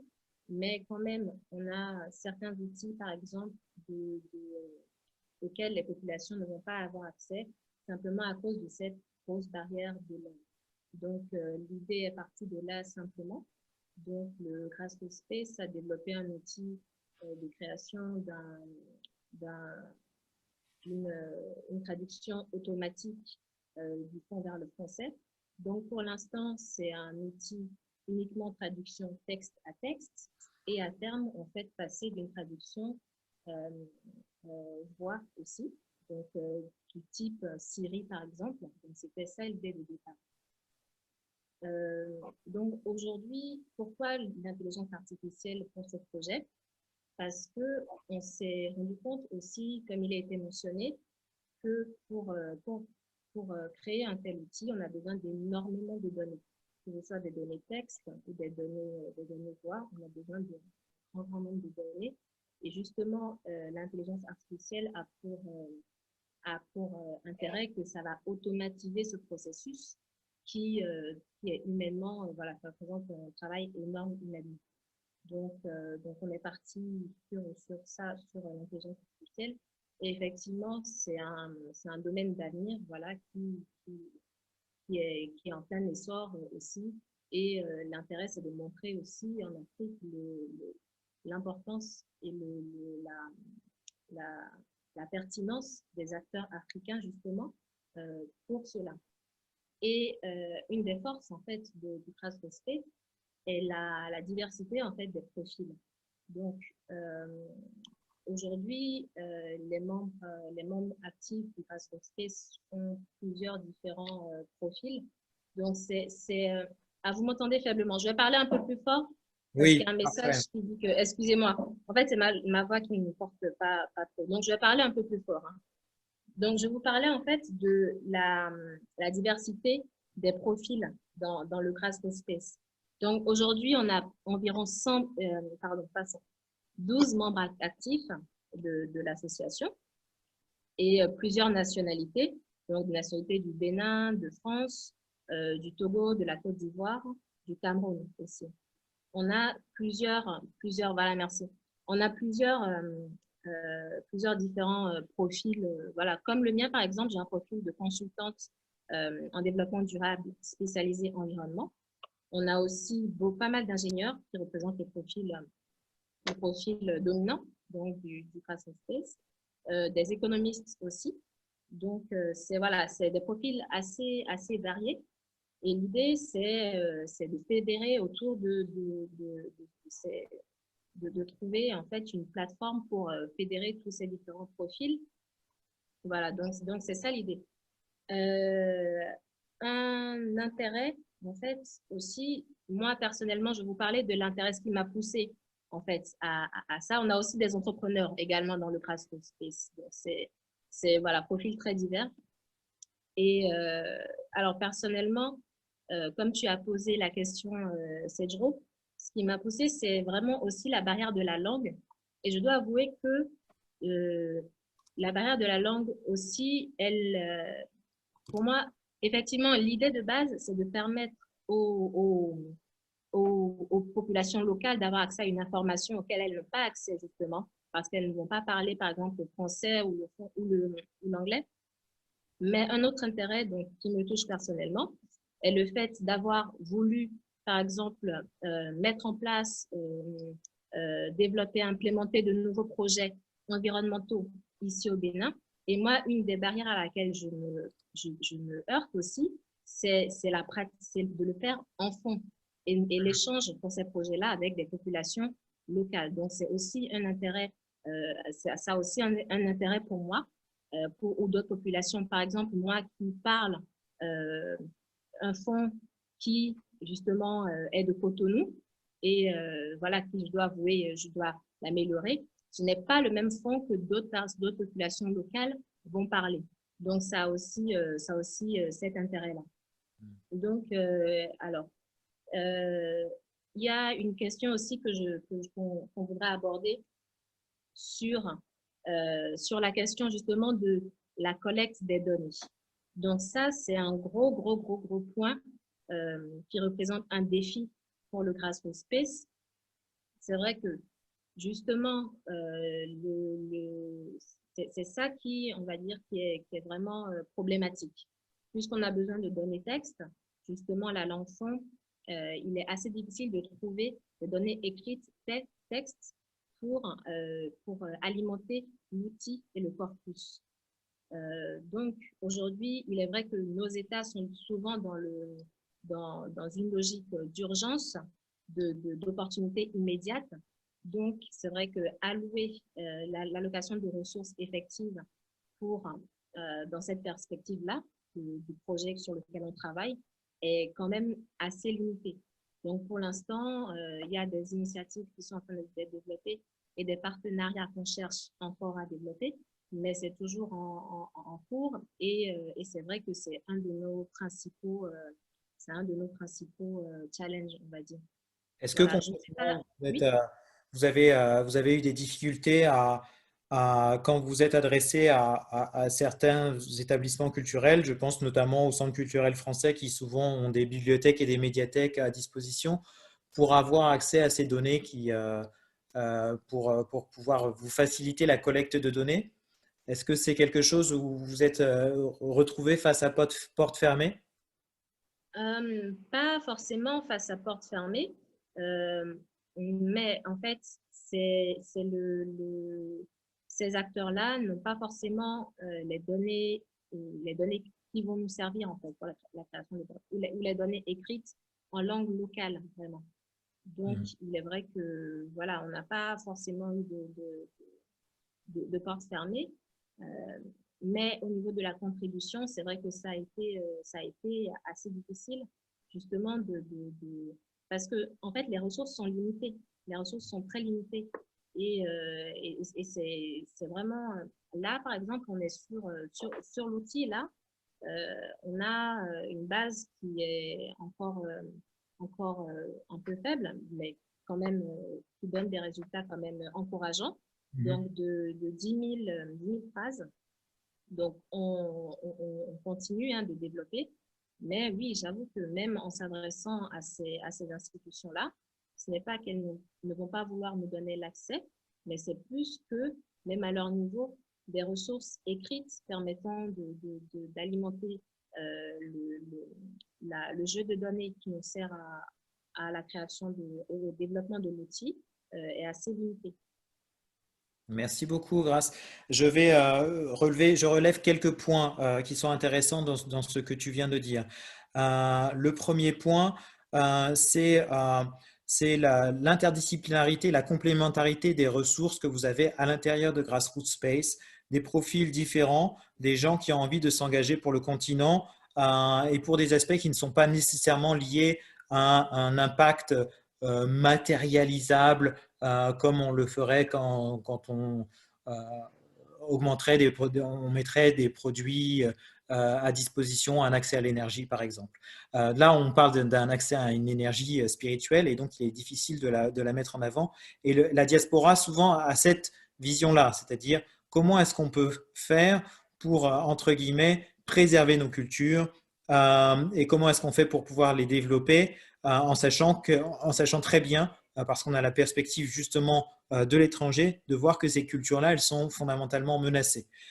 Et là, la diversité des perspectives, comme quelqu'un comme toi, Grace, qui est consultante en développement durable, est vraiment intéressante puisque là, on voit que la durabilité, elle n'est pas uniquement environnementale, elle peut être sociale et culturelle. Ça, c'est le premier point.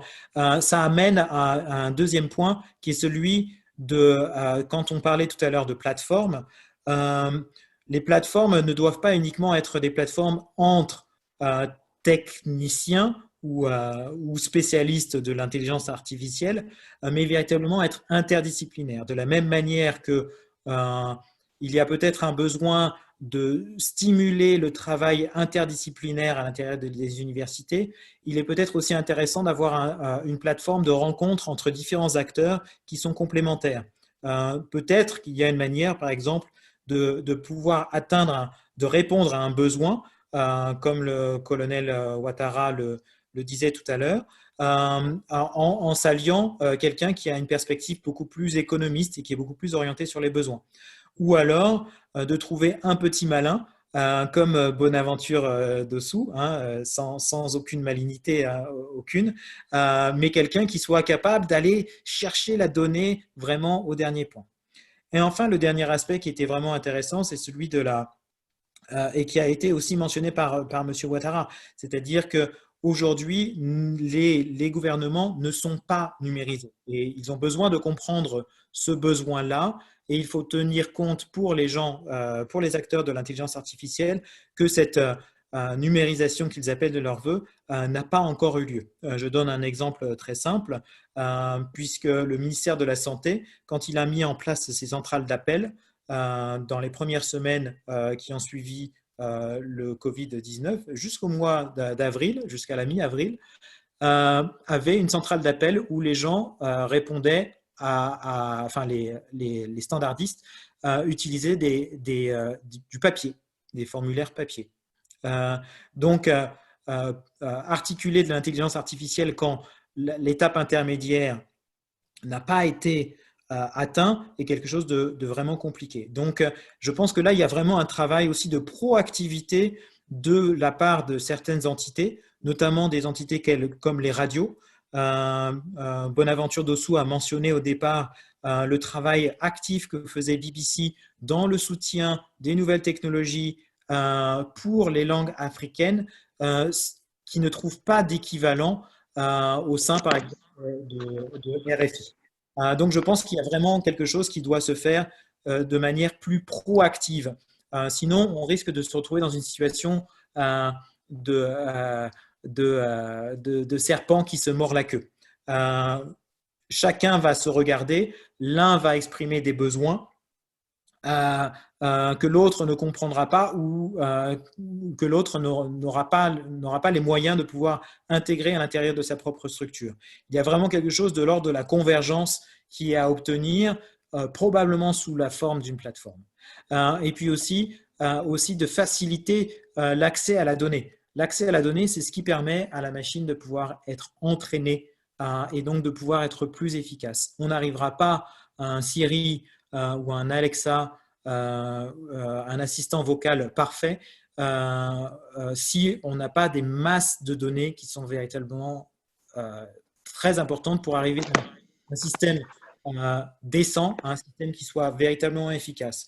Donc, je vais laisser la parole, puisqu'il a été aussi beaucoup mention des systèmes universitaires et du rôle des universités à l'interne et puis aussi en mode collaboratif entre les universités étrangères et les universités du continent à M. Bey pour qu'il puisse apporter une certaine réponse aux inquiétudes, aux frustrations et aux besoins qui ont été exprimés de la part des acteurs panélistes qui ont été invités.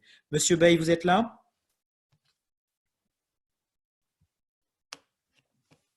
Vous m'entendez? Est-ce que quelqu'un m'entend tout court? Oui, d'accord. Est-ce que M. Bey est là?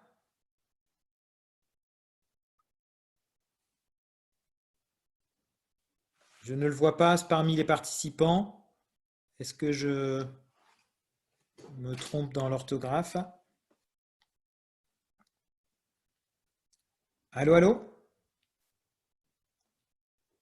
J'ai l'impression que M. Bey n'est pas là. Est-ce que vous pouvez me confirmer, M. Adja? Oui, je crois qu'il a quelques soucis de réseau.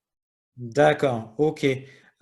Puisqu'il appelle De Dakar. De Dakar, du Sénégal. D'accord, très bien. Je pense qu'on va laisser justement la place alors à ce moment-là pour des questions de la part du public. Avant cela, moi aussi j'ai des questions. J'ai été très bavard, vous m'excuserez. J'aimerais poser la question aux panélistes de savoir quel est le rôle que la diaspora peut jouer pour le développement de l'intelligence artificielle et donc pour le développement du continent.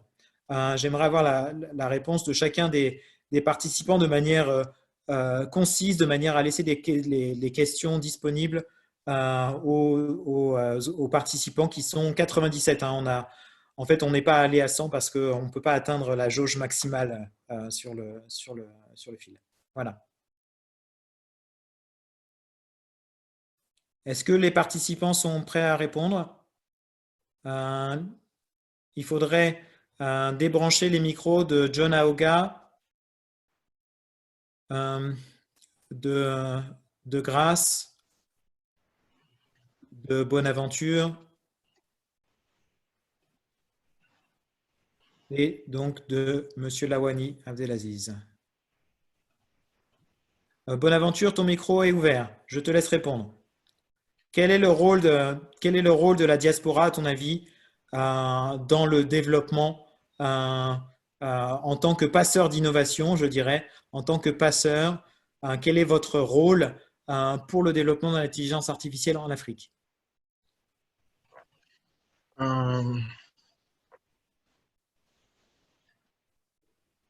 Déjà, merci pour la question. Déjà, je pense que il y a une partie de cette réponse de cette question qui est déjà répondue à travers les nombreuses initiatives que prend MyFi, que prend Monsieur Abdelaziz, que prend Madame Grace.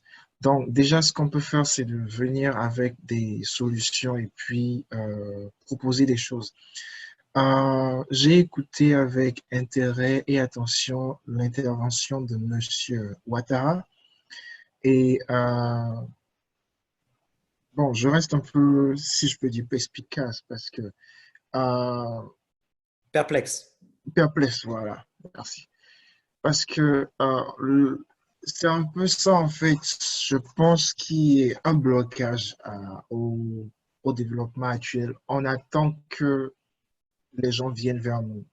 C'est-à-dire, selon ce qu'il a dit, on doit attendre que les gens viennent vers nous, que des gens proposent montrent des besoins. Je prends par exemple ce que je suis en train de faire pour le fonds et le français. Le fonds appartient à un groupe de langage qu'on appelle Bantu Languages. Et dans ça, on a le Bambara et tout le reste. Donc, si un système pareil est fait pour le fonds, bien sûr, les gens qui vont travailler sur les autres langues n'auront pas à recommencer genre depuis zéro. Donc, il y a déjà une continuation qui est assurée. Les différents systèmes qu'ont développés Madame Grace, Monsieur Abdelaziz et aussi MyFi sont aussi utiles. L'intelligence artificielle est utilisée n'importe où, en agriculture, en santé, en éducation et partout. Donc, attendre forcément quelqu'un pour pouvoir proposer quelque chose, je pense que c'est ce qui retarde actuellement l'Afrique. Dans les grands pays, ici par exemple, je mentionner qu'il y a la BBC, Voice Africa, ainsi de suite, mais ici mon ambassade ne m'a pas contacté. Je suis presque sûr qu'ils ne sont pas au courant. De tous les 5 ans que j'ai eu à faire ici, je n'ai eu aucun soutien d'eux. C'est triste de le dire, mais c'est une réalité. Donc, ça ne voulait pas dire qu'on n'est pas allé vers eux. On a écrit des lettres. J'ai été responsable des étudiants ici dans ma vie. On a écrit des lettres, on a signé des pétitions, mais ça c'est tombé dans l'oreille du sourd. Est-ce qu'il faut toujours attendre quelque chose des gens pour proposer? Je pense que ça ne va pas marcher ici. Et ailleurs, BBC m'a contacté. West Africa m'a contacté. Il y a aussi des gens allemands qui m'ont contacté et tout le reste. Donc, pourquoi est-ce que le concept africain doit être on doit attendre que les gens viennent vers nous, alors que ailleurs, les gens font des recherches et sont à la recherche de talents potentiels. Donc, personnellement, je pense que la diaspora doit continuer à faire ce qu'elle fait et ce sera un peu dommage en fait pour l'Afrique si elle ne se rend pas compte du potentiel qu'elle a. Parce que, bien sûr, l'homme fait tout ça, mais il cherche avant tout son bien-être. Quand on n'est pas bien, quand on n'a pas vraiment le bien-être qu'il faut, le confort qu'il faut, on ne peut pas vraiment travailler. Donc, si j'ai mon pays qui ne me soutient pas, mais un autre pays qui soutient, fait ce que je fais, qu'on ne parle pas genre du fait que je ne suis pas patriote et tout le reste, mais c'est logique et humain d'aller vers la personne qui veut vous supporter, qui veut vous faire avancer. Donc, moi, je pense juste que c'est un manque d'intérêt. Un vrai manque d'intérêt pour la chose. Peut-être qu'ils ne sont pas encore arrivés à ce niveau. Peut-être qu'on est déjà trop loin pour eux, je ne sais pas. Mais c'est un manque d'intérêt. Parce que des projets comme ça, il y a des projets comme ça qui sont vraiment banals en fait, mais qui sont vraiment portés. Un des projets, par exemple, je pense que c'est au Canada et je viens de lire, par exemple, pour la Suisse. Ils ont développé des trackers mobiles pour la COVID. Moi, l'idée que j'ai, c'est d'utiliser genre la biologie pour pouvoir élaborer des médicaments, genre des combinaisons de médicaments. Mais bon, j'ai pas eu de personne en biologie avec qui genre, je pourrais travailler tout. Donc, j'ai pas laissé tomber, mais c'est en suspens. Je peux pas évoluer seul. Donc, des jeunes ont proposé des solutions comme ça et puis près de assez de milliards en fait ont été accordés. Il y a même un projet qui est soutenu par Mila, qui est l'agence, l'université de recherche en intelligence artificielle, qui est fondée par un des pionniers de l'intelligence artificielle, Yoshua Bengio. Et voilà, le projet a été pris simplement comme ça. Et puis bientôt, ils vont lancer l'utilisation du produit. Et voilà, la personne qui a initié ça n'a pas attendu que le gouvernement canadien vienne vers elle.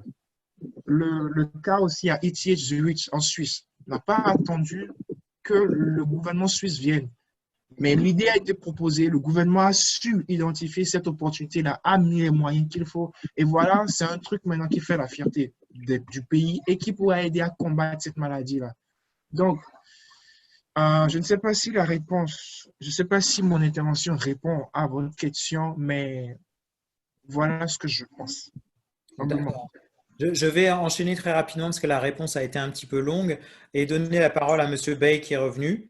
Monsieur Bay, est-ce que vous avez par rapport à cette peut-être une culture un peu attentiste vis-à-vis des solutions qui peuvent être apportées en matière d'intelligence artificielle? Est-ce que vous pouvez confirmer, corroborer ce point du point de la perspective donc de l'agence universitaire de la francophonie si vous pouvez un peu répondre aussi sur les potentiels de développement qu'il y a au sein de l'AUF pour soutenir des élèves brillants comme Bonaventure Dossou, mais aussi soutenir des programmes dans l'espace francophone qui permettent aussi d'être voilà, qui permettent d'avoir davantage de cohérence aussi dans les cultures de travail et les manières de penser. Parce que ce que je vois, moi, c'est surtout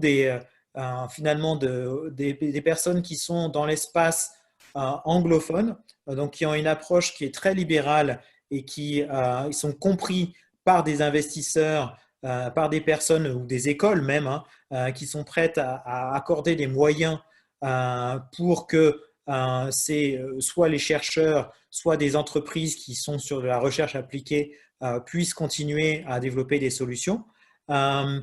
Tandis que peut-être dans l'espace francophone, on a une attitude un peu plus classique, un peu plus attentiste, centralisatrice, où finalement on attend une solution qui soit vraiment toute prête tout de suite avant de commencer à verser des investissements. Mais peut-être que là, je m'aventure un peu trop loin de votre champ d'expertise. Je vous laisse en juger par vous-même. Je vous donne la parole, Monsieur Bay. Bonjour à tous, bonjour. Donc, je suis Mohamed Bey et donc je suis le chargé de communication de l'AUF ici en Afrique de l'Ouest. Donc, l'agence universitaire de la francophonie est le premier réseau universitaire au monde. Et rien qu'en Afrique de l'Ouest, on a 88 établissements membres.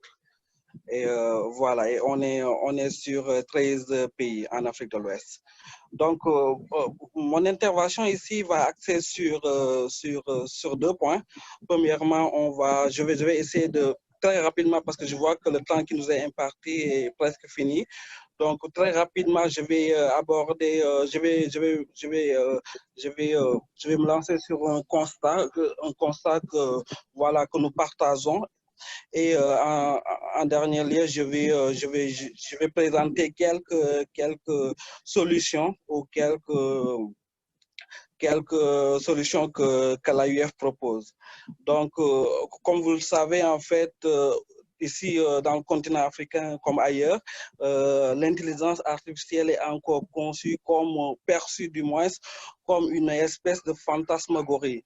Donc, et l'idée, c'est vraiment de traiter l'IA comme une discipline scientifique comme les autres disciplines telles que les sciences cognitives, l'informatique, entre autres. Donc, et ce constat est vraiment perceptible au niveau du continent et, et, et, et à plusieurs points, en fait. Par exemple, si on prend au niveau de la recherche, qui est le champ qui concerne plus l'agence universitaire de la francophonie, on a constaté une rareté d'une réflexion d'envergure continentale sur l'intelligence artificielle. Par exemple, le premier forum en IA en Afrique a été organisé très récemment. C'était entre le 12 et le 13 décembre 2018 et c'était par l'UNESCO. Et voilà, et on constate également une rareté des formations qui sont offertes en intelligence artificielle, et surtout au niveau des établissements d'enseignement supérieur.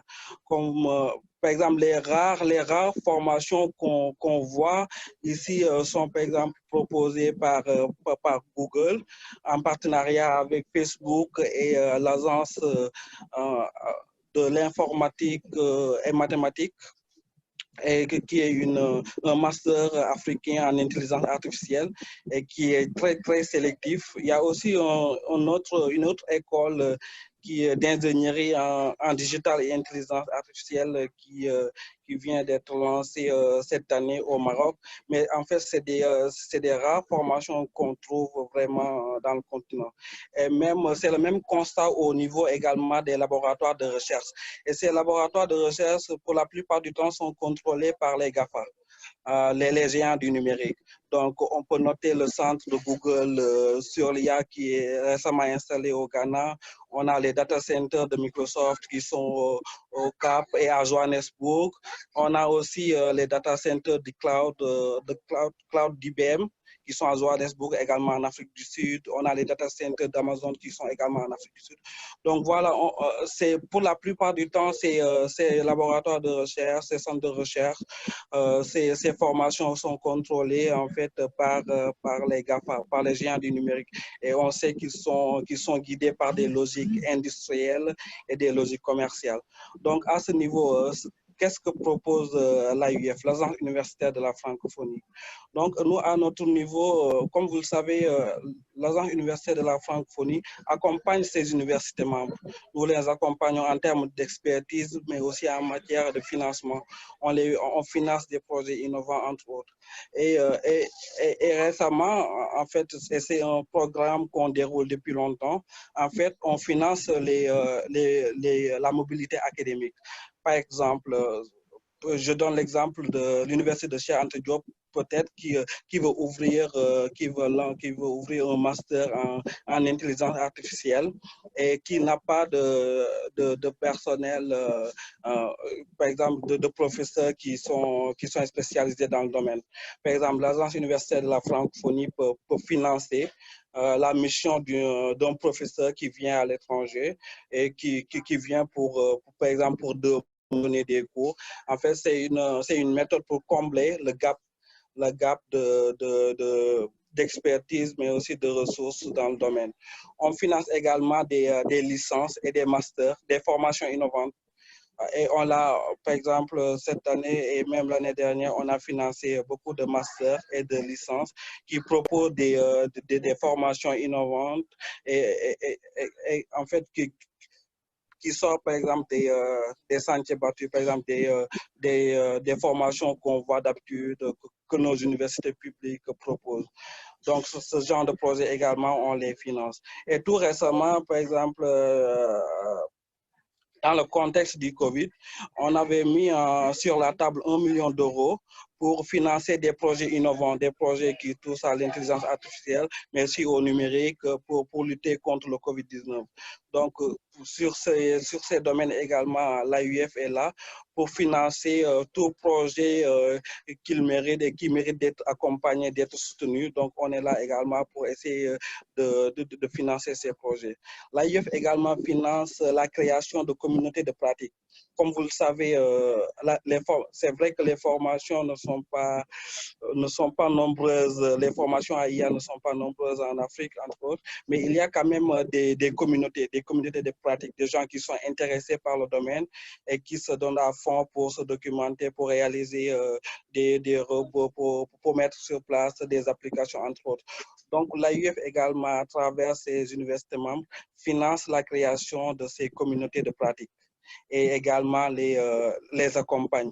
Et en dernier lieu, en fait, nous avons, par exemple, pour le cas de la DRAO, qui est la Direction régionale Afrique de l'Ouest, nous avons la direction qui est basée à Dakar, mais nous avons également dans 9 pays qui sont en Afrique de l'Ouest, ce qu'on appelle des campus numériques francophones, qui sont des espaces de tiers-lieux que nous mettons à disposition des communautés de pratique, des gens qui sont intéressés par le digital, entre autres, et qui sont des espaces physiques où ils peuvent venir trouver du matériel sur place et pratiquer et aussi être accompagnés. Donc voilà, ce que l'AUF propose est énorme dans ce sens pour accompagner à la fois les étudiants, mais aussi les chercheurs à travers des mobilités, des bourses de mobilité, mais aussi des financements de projets. Et la plupart du temps, c'est par appel à candidature, appel à projet qui sont lancés sur notre site Internet. D'accord, je vous remercie beaucoup, Monsieur Bey. Je dois très malheureusement raccourcir notre webconférence puisqu'elle a commencé un petit peu tard et que tous les participants, les panélistes principaux ne peuvent pas rester au-delà de 17 heures. Je vous remercie beaucoup d'avoir intervenu. Il y aura dans quelques mois une autre conférence qui sera organisée. Je pense que le plus important, c'était surtout de permettre aux praticiens de l'intelligence artificielle d'exposer les problèmes, les limitations auxquelles ils sont confrontés ou à un certain nombre de responsables politiques. Donc là, on a eu l'AUF. Et puis, on a vu aussi une position plus, entre guillemets, plus gouvernementale avec le colonel Ouattara. Donc, j'espère que ces choses-là auront été notées et enregistrées. À ce propos, donc, le lien de l'enregistrement sera mis à disposition très prochainement. Je vais laisser les derniers mots à Monsieur Adja et je vous remercie encore d'avoir participé. Un succès énorme, hein, une centaine de participants alors que nous avons communiqué dessus depuis seulement 2 jours. Ça montre à quel point l'intérêt est important et à quel point il est important de prendre le relais d'une dynamique qui est vraiment extrêmement forte. Je vous laisse conclure, Monsieur Adja, et je m'excuse encore pour toutes les personnes qui voulaient poser des questions aux panélistes. Je vous remercie. Peut-être très brièvement, avant mon mot de conclusion, si nous pouvions effectivement laisser la parole en quelques mots au professeur Pindou, Alain, qui aimerait effectivement donner une rapide précision sur l'activité organisée à l'Université de Bordeaux. Donc, nous lui laissons la parole avec votre permission. En lui mettant le micro, hein. D'accord. Oui.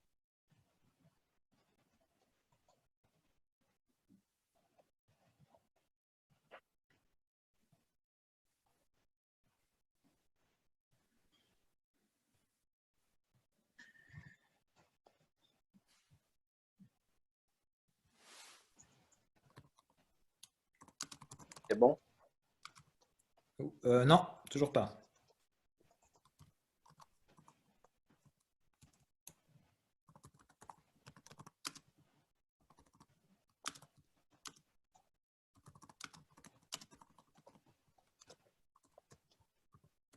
Monsieur Kindou est toujours connecté. Je n'ai pas le micro. C'est bon? OK. Bonjour. Bonjour. Oui, je vais être très bref, très rapide. Hein. D'abord, merci pour Monsieur Adja et l'équipe d'avoir organisé cet événement. Ça manquait à la communauté, c'est une bonne initiative. Donc, j'en profite juste pour vous dire qu'au niveau de l'Université Bordeaux-Montaigne et de la chaire UNESCO pratiques émergentes en technologie et communication pour le développement que je dirige, nous avons l'habitude d'organiser un certain nombre de manifestations sur les technologies en Afrique et principalement sur l'intelligence artificielle.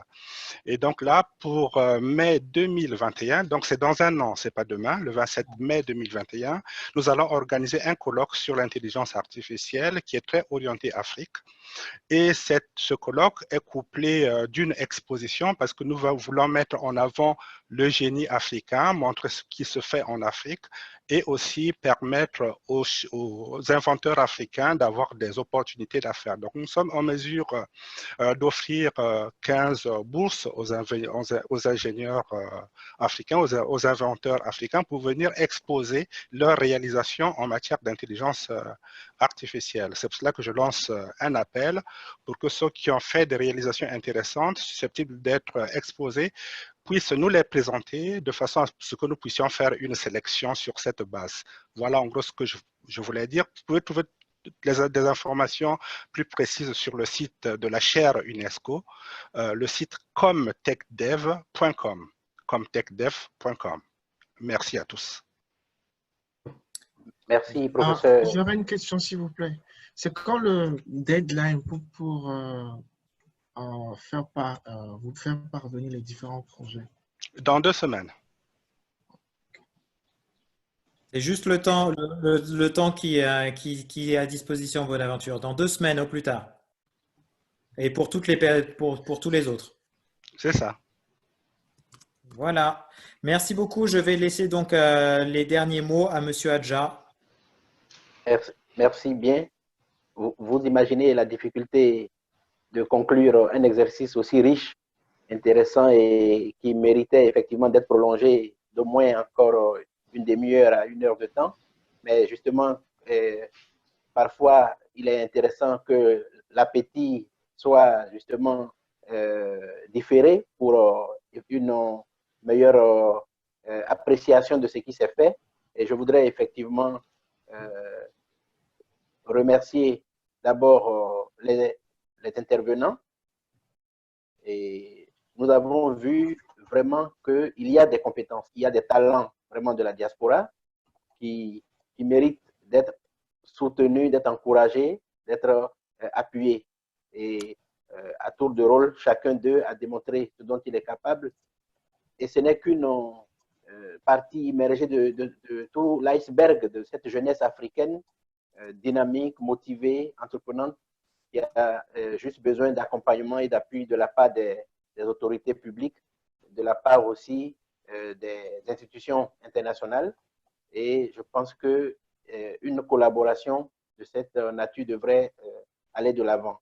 Deuxième enseignement que je voudrais retenir, le nombre de questions qui a été soulevé ici montre vraiment un grand intérêt, non seulement en termes de contenu, mais aussi, pas que le nombre de questions, le nombre de participants, puisque la centaine de personnes a été largement dépassée dès les premières minutes de la conférence. Donc, il y a une réelle demande, une réelle appétence. Et là aussi, cette conférence n'est que la première série, d'une série de conférences, comme je l'ai annoncé au début. Troisième enseignement, c'est que les questions qui ont été posées, effectivement, feront l'objet de réponses progressives, c'est-à-dire l'idée de création d'une plateforme ou d'un forum vraiment des acteurs de l'IA en Afrique, d'un réseau des acteurs de l'IA en Afrique qui va se mettre en place en collaboration avec les institutions intéressées. Et je pense qu'on pourrait en parler avec beaucoup d'entre vous qui êtes en ligne actuellement.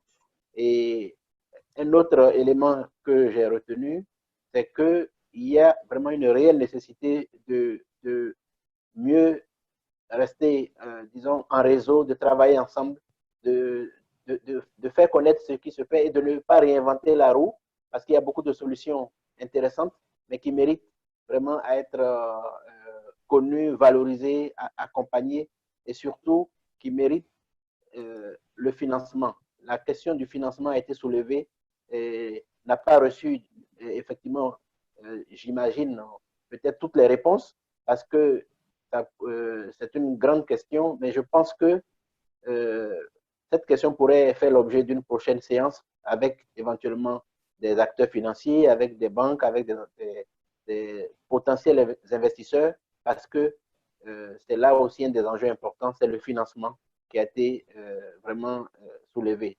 Et enfin, pour conclure, j'aimerais aussi saluer M. Cedro Messan qui a animé de main de maître cette séance et qui aussi a été un excellent partenaire dans cette organisation. Et je crois que nous allons continuer parce qu'on ne change pas une équipe qui gagne. Et sans oublier aussi tous les membres du bureau de la FRIA, dont vous avez entendu d'abord M. Galpetien Ouattara, le colonel, qui est vice-président de la FRIA, mais il y a aussi en ligne M. Mohamedou Diallo, secrétaire général de la FRIA et directeur de CIO MAG, qui est resté discret, mais qui était en ligne, ainsi que les autres membres de l'équipe, notamment Mohamed Baï, tout en étant à l'AUF, qui est aussi membre du bureau de la FRIA. Et c'est une équipe qui se met en place et qui, ensemble avec vous, avec chacun de vous, pourrait contribuer à tisser la toile de l'intelligence artificielle en Afrique. Merci à vous tous, merci au professeur Kiyindou, et c'est avec plaisir que la FRIA se joindra à cette initiative très intéressante que vous mettez en place à Bordeaux. Et merci à ceux à qui nous n'avons pas pu répondre individuellement, mais je pense que c'est le début d'un chemin parce qu'à un moment donné, il faut savoir réduire le discours pour pouvoir entamer le parcours. C'est ce que nous avons fait et le discours va s'arrêter, mais le parcours va commencer et continuer ensemble. Je vous remercie et je retourne la parole à M. Cedro. Merci, je vais être très court. Je vous souhaite à tous une bonne fin de journée. Consultez le site régulièrement de afria.org.